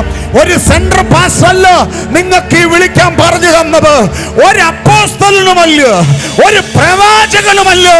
അവിടെ ഇറങ്ങി വന്ന് പിതാവിന്റെ ഹൃദയം അറിയാമെന്ന് പുത്രൻ നിന്ന് വിളിച്ചു പറഞ്ഞു. വിളിക്കുമ്പോ നിങ്ങൾ വിളിക്കണം, അപ്പായേ.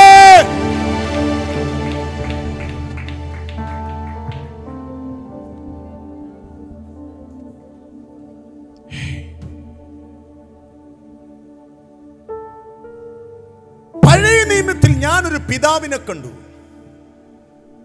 ഒരുവനെ അടിച്ചു പുറത്താക്കി തോട്ടം അടച്ച് മടങ്ങി വരാതിരിക്കാൻ ദൂതനെ കാവൽ നിർത്തുന്ന പിതാവ് അല്ലേ? പക്ഷെ പുതിയ നിയമത്തിൽ ഒരു പിതാവിനെ കർത്താവ് എനിക്ക് പരിചയപ്പെടുത്തി. മകൻ വരുന്നതുവരെ കാത്തിരിക്കുന്ന ഉണ്ടോ ഇന്ന് രാത്രിയിൽ? ഒരു പിതാവിനെ സ്വർഗം എനിക്ക് പരിചയപ്പെടുത്തി. നിങ്ങൾക്ക് പഴയ നിയമത്തിലെ ഒരു ദൈവത്തെ അറിയാല്ലേ? അടിച്ചു പുറത്താക്കി തോട്ടം കാവലിടുന്ന അപ്പൻ. എന്നാൽ ഞാനൊരു പിതാവിനെ പരിചയപ്പെടുത്ത, മകൻ വരുന്നതുവരെ അവന് വേണ്ടി കാത്തിരിക്കുന്ന സ്വർഗത്തിലെ അപ്പൻ.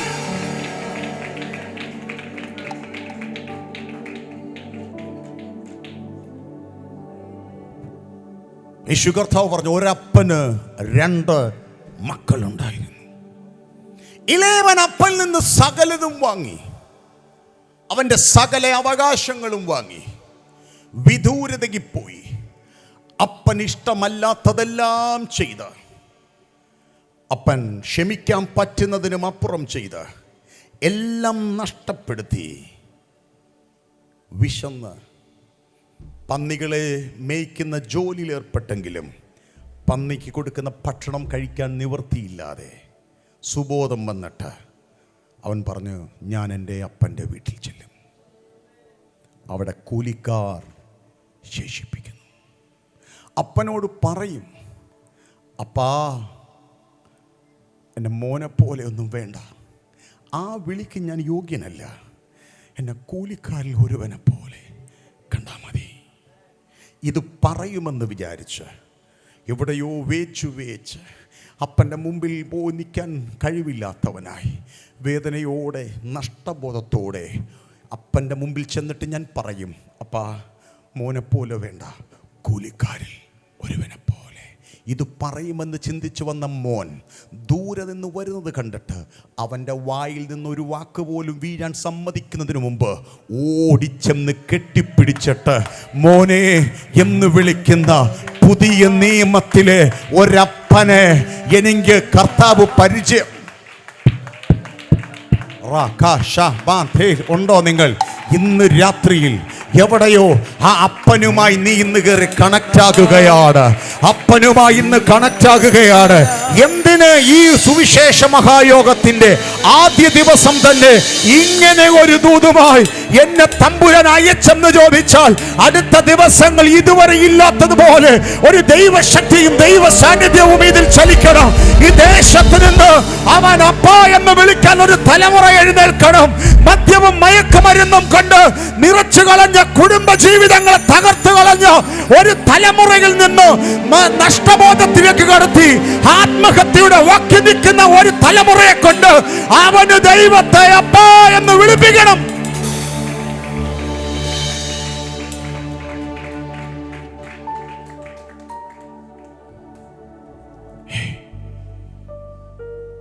ഉണ്ടോ നിങ്ങൾ? ഞാൻ പഠിച്ച Sunday school Mar Thoma Sunday school. Mar Thoma Sunday സ്കൂളിൽ പഠിക്കുമ്പോൾ അന്നത്തെ സാർ എനിക്ക് പറഞ്ഞു തന്നു മുടിയൻ പുത്രൻ്റെ കഥ. ആ കഥ കേട്ടപ്പോൾ ഞാൻ ചിന്തിച്ചു, ഒരിക്കലും മുടിയൻ പുത്രനാകരുത്, മൂത്ത പുത്രനാകണം. കാരണം മൂത്ത പുത്രനാ നല്ല പുത്രൻ. കാരണം അപ്പൻ്റെ വാക്ക് കേട്ട് അപ്പൻ്റെ കൂടെ നിന്ന മകൻ. കുറച്ച് വചനം പഠിച്ചപ്പോൾ എനിക്ക് മനസ്സിലായി, മൂത്ത പുത്രനേക്കാൾ നല്ലത് മാനസാന്തരം വന്ന മുടിയൻ പുത്രനാണ്. അപ്പം ഞാൻ ചിന്തിച്ചു, മൂത്ത പുത്രനായ മാനസാന്തരപ്പെട്ട മുടിയൻ പുത്രനായാൽ മതി. പിന്നെ വെളിപ്പാട് കിട്ടിയപ്പോൾ എനിക്ക് മനസ്സിലായി, ഈ കഥയിലെ ഹീറോ മൂത്ത പുത്രനുമല്ല, മുടിയൻ പുത്രനുമല്ല, നഷ്ടപ്പെട്ട മകന് വേണ്ടി കാത്തിരുന്ന സ്വർഗ അപ്പനാണ് ഈ കഥയിലെ ഹീറോ. ഈ കഥയിലെ ഹീറോ എന്ന് പറയുന്നത് മൂത്ത പുത്രനല്ല. ഈ കഥയിലെ ഹീറോ മുടിയൻ പുത്രനല്ല. നഷ്ടപ്പെട്ട മകന് വേണ്ടി അവനെ ഓർത്ത് കാത്തിരുന്ന അപ്പനാ ഇതിലെ ഹീറോ.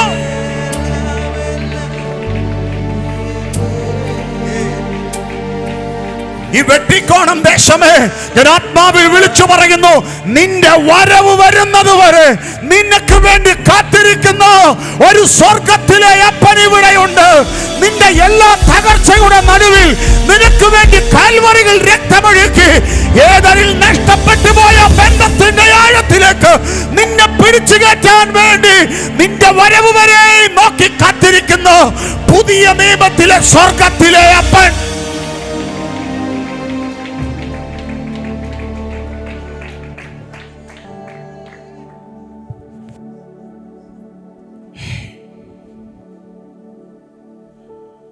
മത്തായി സുവിശേഷത്തിൽ യേശു കർത്താവിൻ്റെ പരസ്യ ശുശ്രൂഷയുടെ കാലഘട്ടങ്ങളിൽ ഇടയനില്ലാത്ത ആടുകളെ പോലെ ജനം കിടന്ന് ഉഴയുന്നത് കണ്ടപ്പോൾ എവിടെയോ കർത്താവിൻ്റെ ഹൃദയം വേദനിച്ച് കർത്താവ് പറഞ്ഞു, ജനം ഇടയനില്ലാത്ത ആടുകളെ പോലെ ഉഴയുന്നു.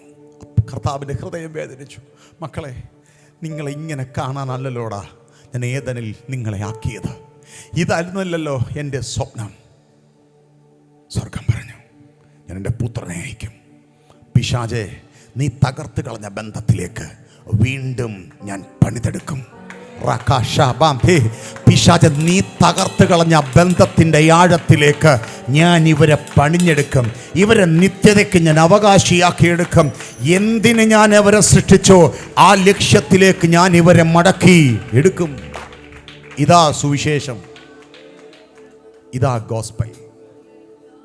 തോട്ടത്തിൽ നഷ്ടപ്പെട്ടു പോയ ബന്ധത്തിൻ്റെ ആഴത്തിലേക്ക് എന്നെ കൊണ്ടുവരുവാൻ സ്വന്തം പുത്രനെ കാൽവറിയിൽ തകർത്ത് അവൻ്റെ രക്തം കൊടുത്ത് എഫേസ്യ ലേഖനം 1-4 വാക്യപ്രകാരം നമ്മളെ യേശു ക്രിസ്തുവിൽ ദത്തെടുത്ത് മക്കളാക്കി തീർത്ത് എവിടെയോ നരകത്തിന് വിധിക്കാൻ പിശാച് കീട്ടിരുന്ന നമ്മളെ രക്തം കൊടുത്ത് വിലയ്ക്ക് വാങ്ങി സ്വർഗത്തിലും നിത്യതയ്ക്കും അവകാശിയാക്കി തീർത്തു. ഇതാ ഗോസ്പൽ.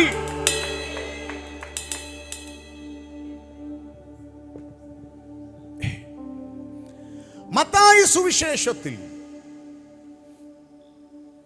യോഹന്നാനെ നോക്കിയിട്ട് യേശു കർത്താവ് പറഞ്ഞു, സ്ത്രീകളിൽ നിന്ന് ജനിച്ചവരിൽ യോഹന്നാനേക്കാൾ വലിയവൻ ആരും എഴുന്നേറ്റിട്ടില്ല. മോളെ വാക്യം വായിച്ച് 11-ാം അധ്യായം അതിൻ്റെ 11 മുതലുള്ള വാക്യങ്ങൾ.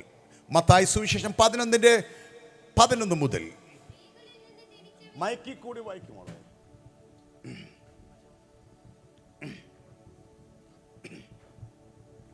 സ്ത്രീകളിൽ നിന്ന് ജനിച്ചവരിൽ യോഹന്നാൻ സ്നാപകനേക്കാൾ വലിയവൻ ആരും എഴുന്നേറ്റിട്ടില്ല.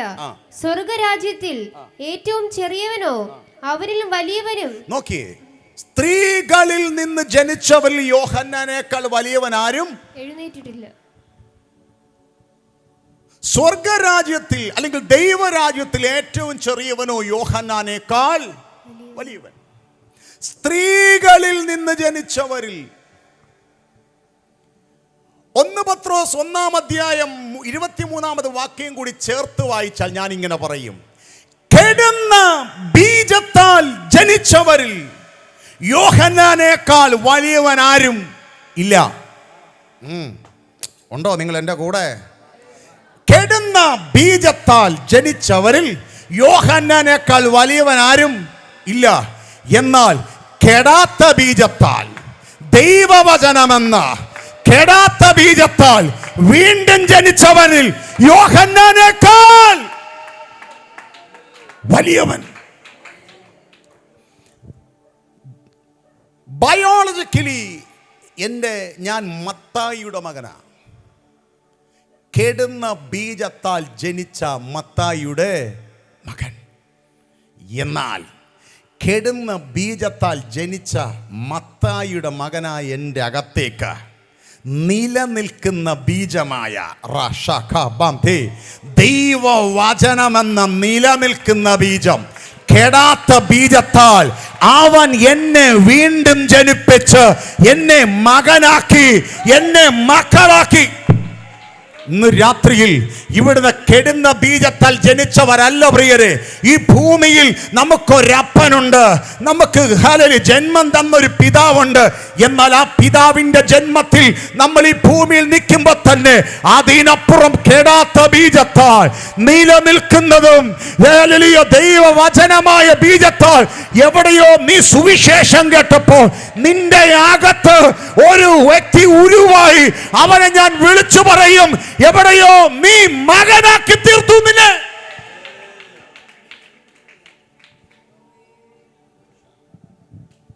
ദൈവവചനം നിങ്ങളുടെ അകത്ത് കത്തുന്നുണ്ടോ? നമ്മൾ കെടുന്ന ബീജത്താൽ ജനിച്ചവരല്ല, കെടാത്ത ബീജത്താൽ ദൈവവചനത്താൽ തന്നെ വീണ്ടും ജനിച്ചവൻ.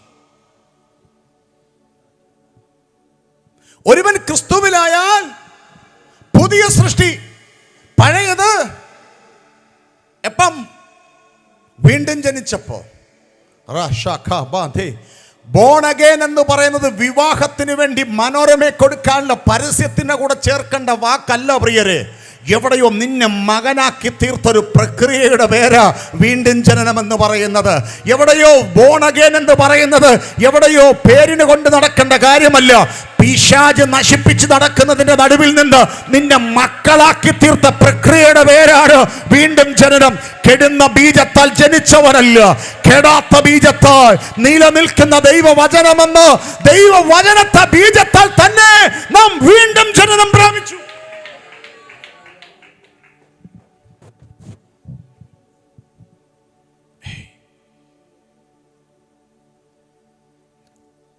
യോഹന്നാൻ ചൂണ്ടി കർത്താവ് പറഞ്ഞു, യോഹന്നാൻ സ്നാപകന്റെ നാൾ മുതൽ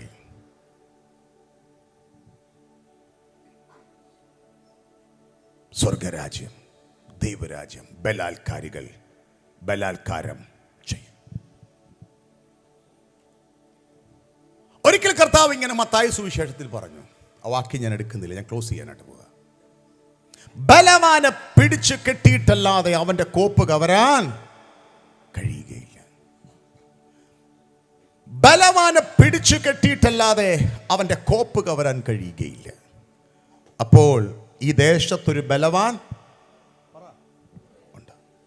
അവനെ പിടിച്ചു കെട്ടിയാൽ നമുക്ക് അവന്റെ കോപ്പ് കവരാം. പിശാചിനെ നോക്കി കർത്താവ് ബലവാൻ എന്ന് പറഞ്ഞിട്ട് തിരിഞ്ഞ് വീണ്ടും ജനനം പ്രാപിക്കുന്ന നമ്മളെ നോക്കി സ്വർഗം വിളിച്ചു പറഞ്ഞു, ബലവാനെ പിടിച്ചു കെട്ടുന്ന ബലാത്കാരി.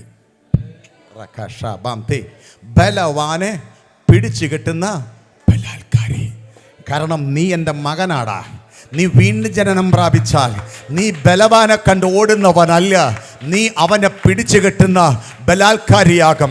യോഹന്നാൻ സ്നാപകന്റെ നാൾ മുതൽ ബലാത്കാരികൾ സ്വർഗരാജ്യം ദൈവരാജ്യം ബലാത്കാരം ചെയ്യും. ഇന്ന് രാത്രി എന്തുകൊണ്ട് ഒരു തലമുറയെ ദൈവപുരാൻ ഇവിടെ വേണമെന്നറിയാമോ?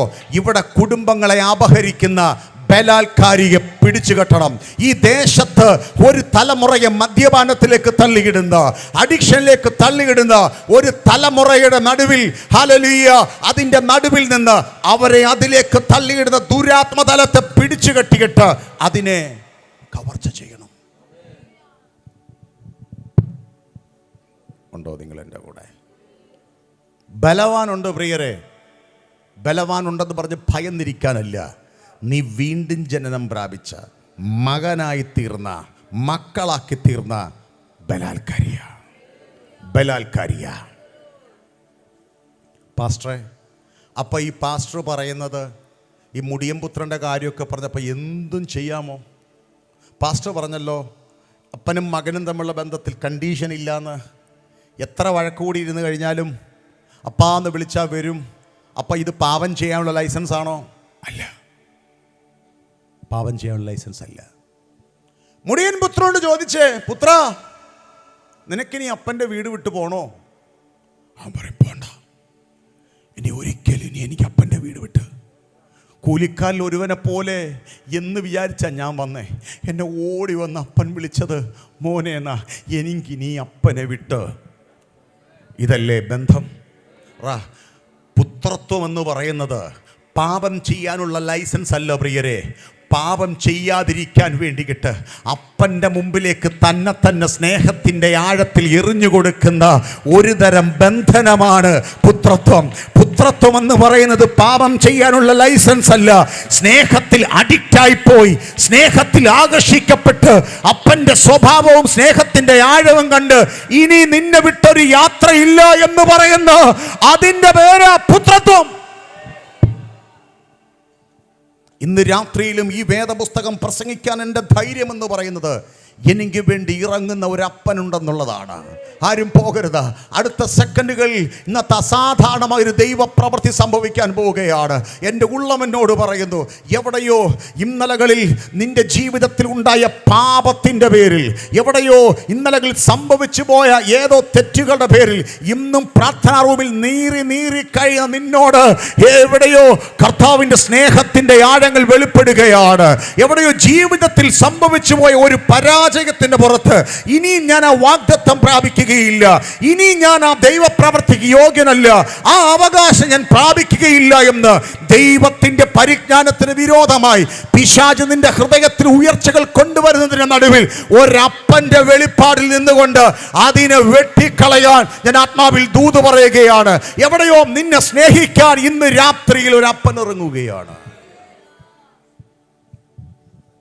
ഒരു നിമിഷം ദൈവസന്നിധി നമ്മൾ എഴുന്നേൽക്കാൻ പോവുകയാണ്.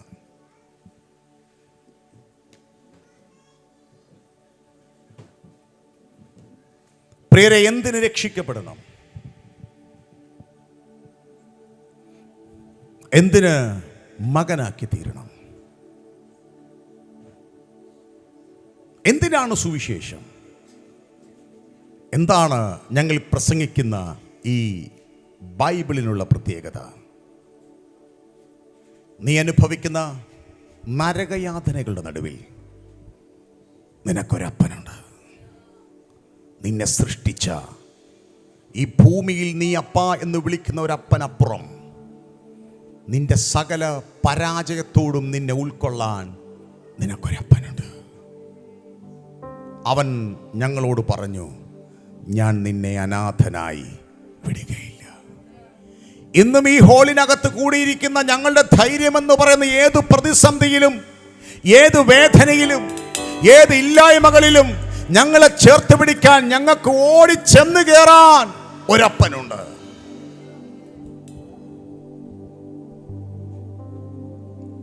എൻ്റെ ഉള്ളമനോട് പറയുന്നു, ഭൂമിയിലെ ഒരപ്പനെ വെച്ച് നീ സ്വർഗത്തിലെ അപ്പനെ കണക്ക് കൂട്ടല്ല. ഭൂമിയിലെ അപ്പൻ ചിലപ്പോൾ നീ ചിന്തിച്ചതുപോലെ നിന്നെ ചേർത്ത് പിടിച്ച് കാണുകയില്ല. ഭൂമിയിലെ അപ്പൻ നിന്നെ വേണ്ടതുപോലെ ഹല്ലേലൂയ കരുതി കാണത്തില്ല. നീ അപ്പൻ എന്ന വാക്ക് കേൾക്കുമ്പോൾ എവിടെയോ നിന്നെ ദ്രോഹിച്ച, നിന്നെ വേദനിപ്പിച്ച ചിലരുടെ മുഖങ്ങളാണ് നിന്റെ ഉള്ളിൽ വരുന്നതെങ്കിലും അതിൻ്റെ നടുവിൽ ഇന്ന് രാത്രിയിൽ എവിടെയോ നിന്നെ ചേർത്ത് പിടിക്കുന്ന സ്വർഗത്തിൻ്റെ സ്നേഹം നീ ഇന്ന് അനുഭവിക്കാൻ പോവുകയാണ്. ഒരു നിമിഷം കണ്ണുകൾ അടയട്ടെ. ഒരാൾ പോലും കണ്ണു തുറന്നിരിക്കരുത്.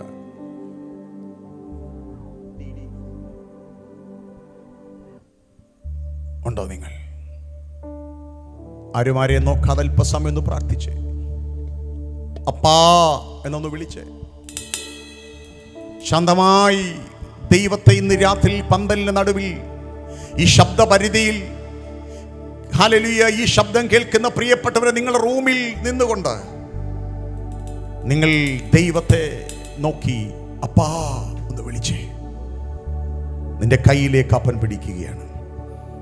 നിൻ സ്നേഹം നൽകി, നിൻ പ്രാണൻ നൽകി, എന്നെന്നും എന്നെ നിൻ പുത്രനാക്കി.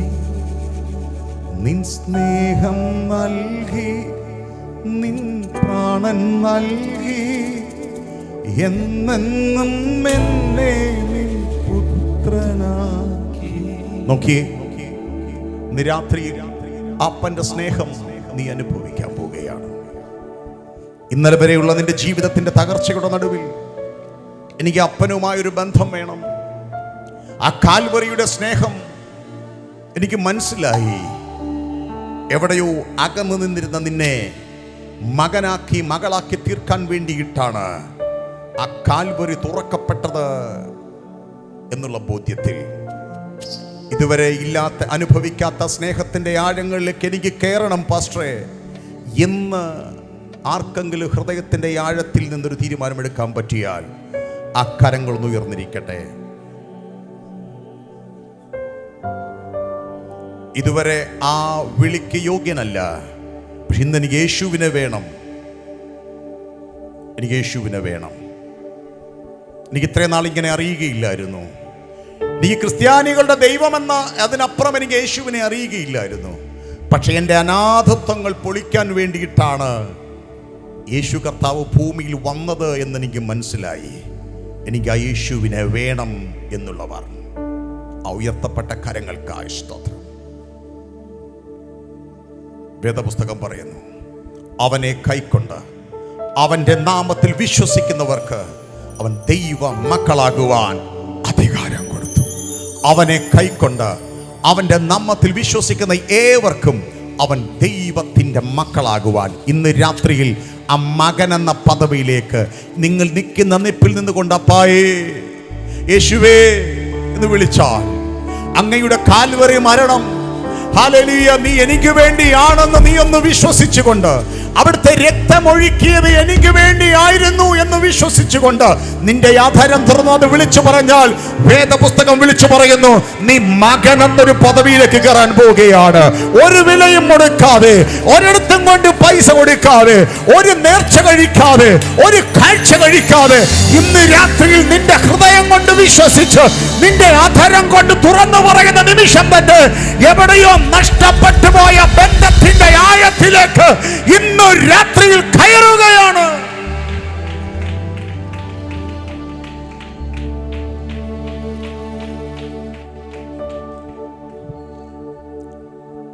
അടുത്തത് പാസ്റ്ററെ, ഞാൻ വിശ്വാസിയാണ്, ഞാൻ ദീർഘനാളുകളായി ഞാൻ സഭയിൽ പോകുന്നുണ്ട്. പക്ഷേ ഇതുവരെ ഇല്ലാത്തതുപോലെ ഞാൻ മകനാണെന്നൊരു വെളിപ്പാട് എനിക്ക് മനസ്സിലായി. ഞാൻ മകളാണെന്നൊരു വെളിപ്പാട് എനിക്ക് ബോധ്യം മനസ്സിലായി. എനിക്ക് വേണ്ടി നിൽക്കാൻ, എന്നെ ചേർത്ത് പിടിക്കാൻ ഈ ഭൂമിയിൽ ആരുമില്ലാതിരിക്കുമ്പോൾ എനിക്കൊരു സ്വർഗത്തിലെ അപ്പനുണ്ട് എന്നെനിക്ക് മനസ്സിലായി. എവിടെയോ എൻ്റെ ഉള്ളം എന്നോട് പറയുന്നു, ഇതിനകത്ത് ചിലരെ അവൻ ചേർത്ത് പിടിക്കുക. ആരും ഇന്ന് ഈ സമയത്ത് ഹല്ലേലൂയ പരസ്പരം നോക്കരുത്.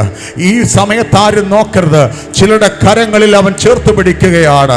പാസ്റ്റർ, എനിക്ക് വേണ്ടി ഒന്ന് പ്രാർത്ഥിക്കണമെന്നുള്ളവർ വേഗത്തിൽ, നിങ്ങൾക്ക് ബുദ്ധിമുട്ടില്ലെങ്കിൽ മുമ്പോട്ട് വന്നേ. ഒരു വലിയ ബന്ധത്തിന്റെ ആഴങ്ങൾ ഇതിനകത്ത് വെളിപ്പെടുകയാണ്. ഈ ബന്ധത്തിന് നടുവിൽ സൗഖ്യങ്ങൾ സംഭവിക്കുകയാണ്. പ്രിയരെ, ഇത് ആഭിചാരത്തിന് വേണ്ടി പ്രാർത്ഥിക്കുന്ന പ്രാർത്ഥനയല്ല. അപ്പനും മകനും തമ്മിലുള്ള ബന്ധത്തിൽ ഏത് ആഭിചാരം നിൽക്കും പ്രിയരെ? അപ്പനും മകളും തമ്മിലുള്ള ബന്ധത്തിൽ എന്ത് ബന്ധനത്തിനാ സ്ഥാനം? ഇന്ന് രാത്രി ഒരു ആഭിചാരകനും ഒരു ബന്ധനത്തിനും ഒരു കെട്ടിനും നിന്നെ തൊടാൻ പറ്റാത്ത അപ്പനും മകനും മകളും തമ്മിലുള്ള ബന്ധത്തിന്റെ ആഴം ഈ പന്തലിനകത്ത് വെളിപ്പെടുകയാണ്.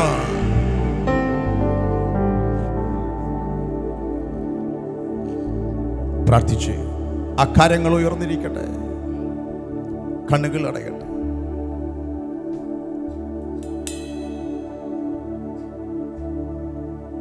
ചില കണ്ണുകൾ ഇതിനകത്ത് നിറഞ്ഞൊഴുകുന്നുണ്ട്.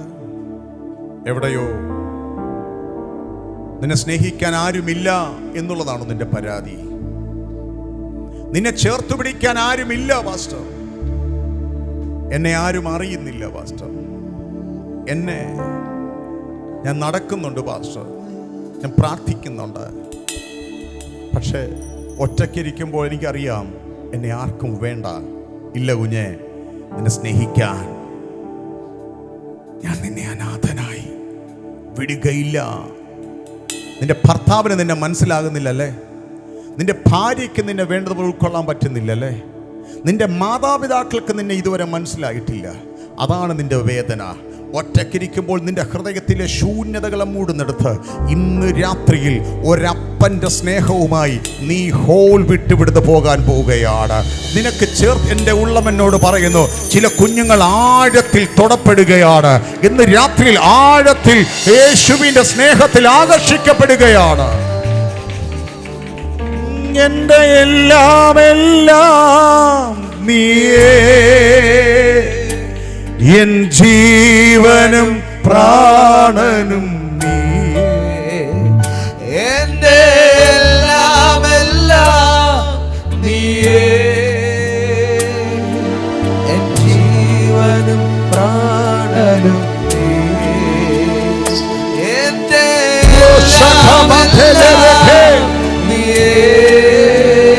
ജീവിതങ്ങൾ വിടുവിക്കപ്പെട്ടത് ജീവനും പ്രാണനും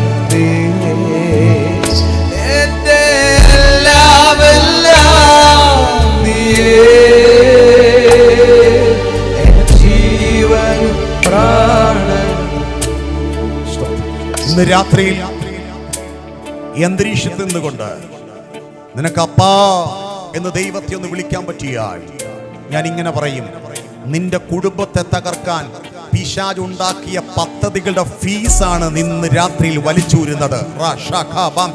നിന്റെ തലമുറകളെ തകർക്കാൻ പിശാച് ഉണ്ടാക്കിയ അവന്റെ പദ്ധതികളുടെ ഫീസ് നീ ഇന്ന് വലിച്ചൂരാൻ പോകുകയാ. ഈ അന്തരീക്ഷത്തിൽ നിന്നുകൊണ്ട് നീ അപ്പാ ഒന്ന് വിളിച്ചാൽ, വിളിച്ചു തുടങ്ങിയ ചില വിളിച്ചു തുടങ്ങിയേ ഈ അന്തരീക്ഷത്തിൽ വാതുറന്ന് തുറന്ന് വിളിച്ചേ അപ്പാ.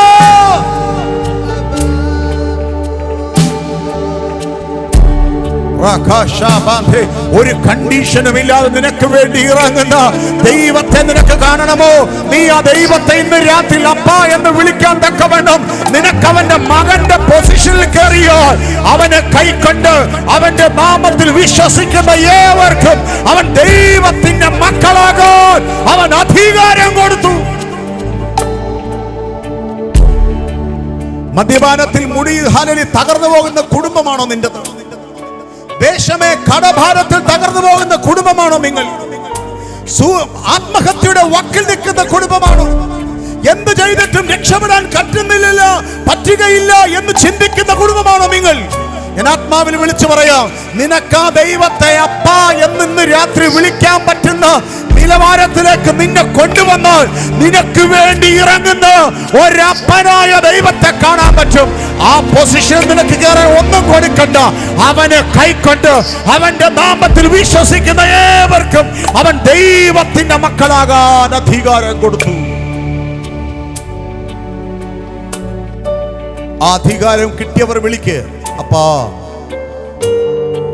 അല്ലാത്തവർ വിളിച്ചു പറ, അപ്പായേ, യേശുവേ, എനിക്ക് നിന്നെ വേണം, എനിക്ക് നിന്നെ അപ്പനായി എനിക്ക് വേണം അപ്പാ.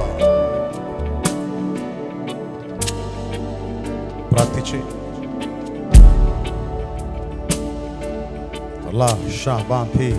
ഇന്ന് രാത്രിയിൽ ഈ സുവിശേഷ പ്രസംഗത്തിന്റെ പ്രഥമ രാത്രിയിൽ എവിടെയോ ആരുമല്ലാതായി പോയി എന്ന് ചിന്തിക്കുന്ന നിന്നെ നോക്കി സ്വർഗം വിളിച്ചു പറഞ്ഞു, ഇല്ല കുഞ്ഞേ, നീ എൻ്റെ മകളാ, നീ എൻ്റെ മകനാ. എവിടെയോ തകർന്നു പോകാമായിരുന്നു നീ, ഇല്ല, നിന്നെ കണ്ടതുകൊണ്ടാ. നിന്നെ എനിക്ക് മകനായി വേണം, നിന്നെ എനിക്ക് മകളായി വേണം.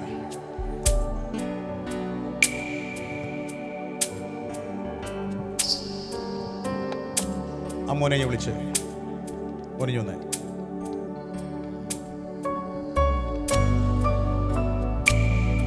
നീ ആരാന്ന് എനിക്കറിയത്തില്ല, പക്ഷെ എൻ്റെ ഉള്ളം എന്നോട് പറയുന്നു, എവിടെയോ ജീവിതത്തിൻ്റെ വഴിത്തിരിവുകളിലേക്ക് നിന്റെ സ്വർഗം തിരിക്കുകയാണ്. ഇന്ന് നീ ഇവിടുന്ന് പോകുമ്പോൾ നീ അനാഥനല്ല. നിന്റെ പ്രശ്നങ്ങൾക്ക് ഉത്തരം തരാൻ പറ്റുന്ന ഒരപ്പനുമായിട്ടാണ് നീ ഇവിടെ നിന്ന് പോകാൻ പോകുന്നത്.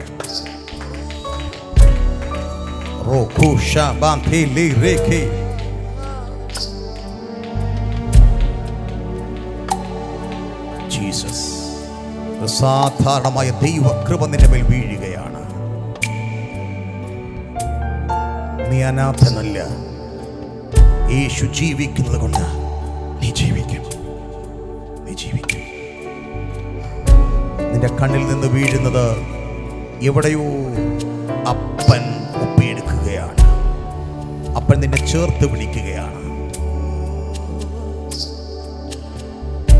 നിന്റെ ശരീരത്തിൽ, നിങ്ങളുടെ ശരീരത്തിൽ വസ്ത്രം കിടക്കുന്നതിനും അടുത്ത് നിന്നെ ചേർത്ത് പിടിക്കാൻ സ്വർഗത്തിലെ അപ്പനുണ്ട്. ആ സാന്നിധ്യം അനുഭവിക്കുന്നവർ പ്രാർത്ഥിച്ചു തുടങ്ങി. വിളിക്ക് അപ്പായേ, വിളിക്ക് അപ്പാ.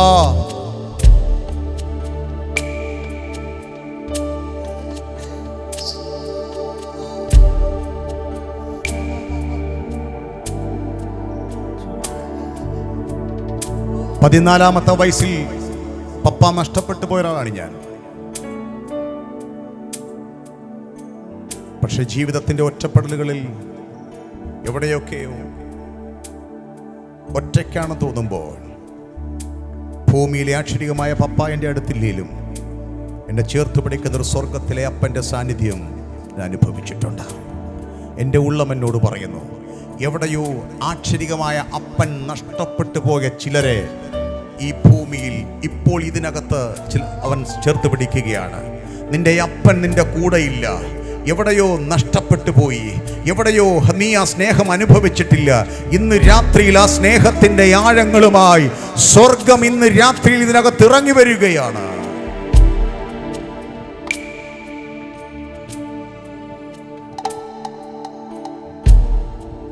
കാൺമീൻ, നാം ദൈവത്തിൻ്റെ മക്കളെന്ന് വിളിക്കപ്പെടുവാൻ പിതാവ് നമുക്ക് ഇത്ര വലിയ സ്നേഹം തന്നു. നിത്യത മുതൽ നിത്യത വരെ നമ്മളെ സ്നേഹിക്കുന്ന ദൈവത്തിൻ്റെ സ്നേഹം ഇന്ന് രാത്രിയിൽ ചിലരെ പിടിക്കുകയാണ്. ആ കരങ്ങൾ ഉയർന്നിരിക്കട്ടെ. നമ്മൾ ഒരു വാക്കുകൂടി പ്രാർത്ഥിച്ച്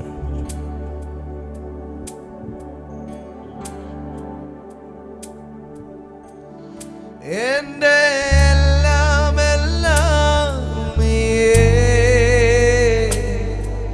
എൻ ജീവനും പ്രാണനും നീ, എൻ്റെ എല്ലാം എല്ലാം നീ, എൻ ജീവനും പ്രാണനും നീ, എൻ്റെ എല്ലാം എല്ലാം നീ, എൻ ജീവനും പ്രാണനും നീ.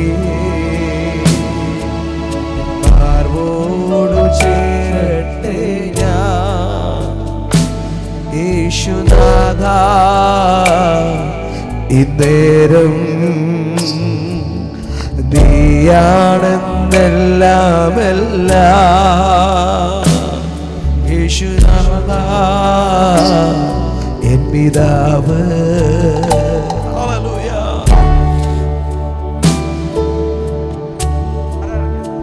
നമുക്ക് ഒരുമിച്ച് കരങ്ങളെ തട്ടി കർത്താവിനെ ആരാധിക്കാം. ഹല്ലേലൂയ.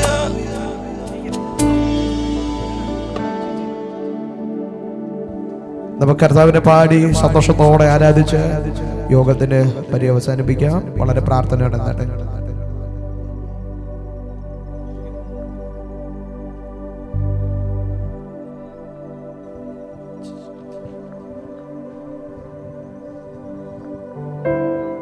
അക്കാരങ്ങൾ ഉയർന്നിരിക്കട്ടെ. പിതാവേ, അങ്ങയുടെ നാമത്താൽ ഞാൻ ഇവിടെ അനുഗ്രഹിക്കുന്നു. ഏതിൽ നഷ്ടപ്പെട്ടു പോയ ബന്ധത്തിന്റെ ആഴങ്ങൾ ഇന്ന് രാത്രിയിൽ തുറന്നു കൊടുത്തതിനായി സ്തോത്രം. ഞങ്ങൾ അനാഥരല്ല, ഞങ്ങൾക്ക് ഉടമസ്ഥനുണ്ട്. ഇവിടെ ഞങ്ങളെ സഹായിക്കണം. ഈ ദേശത്തെ അനാഥത്വം തോന്നുന്ന ചില കുടുംബങ്ങളെ ഇന്ന് രാത്രിയിൽ വിളിച്ച് വേർതിരിച്ചതിനായി സ്തോത്രം. ഈ രാത്രി ഹോൾ വിട്ട് ഈ പന്തൽ വിട്ടു പോകുന്നതിന് മുമ്പ് ഇവരുടെ കയ്യെ അപ്പാ പിടിക്കണേ. ഒറ്റയ്ക്കിരിക്കുമ്പോൾ, വേദനയിലായിരിക്കുമ്പോൾ, തകർച്ചയിലായിരിക്കുമ്പോൾ നിന്റെ സ്നേഹത്തിന്റെ ആഴങ്ങൾ അവർക്ക് മനസ്സിലാകട്ടെ. നീ ജീവിക്കുന്നത് കൊണ്ട് ഞങ്ങളും ജീവിക്കട്ടെ. പിതാവിൻ്റെയും പുത്രൻ്റെയും പരിശുദ്ധാത്മാവിൻ്റെ നാമം ചൊല്ലി ഞാൻ അനുഗ്രഹിക്കുന്നു. യേശുവിൻ നാമത്തിൽ തന്നെ ആമേൻ.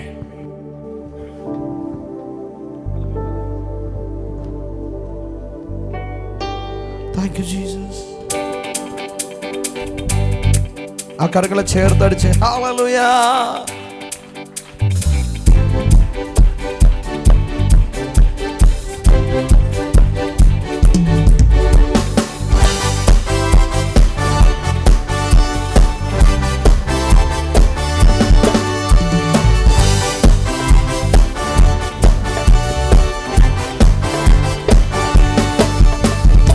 യേശു ജീവിക്കുന്നതിനാൽ ഞാനും എന്നേക്കും ജീവിക്കയാ.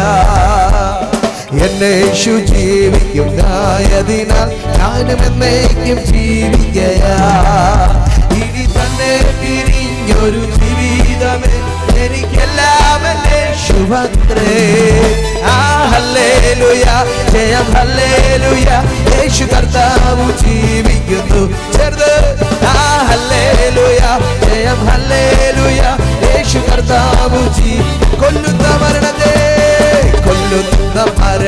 പോരതര വിഷപല്ലു തകർന്നതാകയാ. കൊല്ലുന്ന മരണത്തിൽ പോരതര വിഷപല്ലു തകർന്നതാകയാ.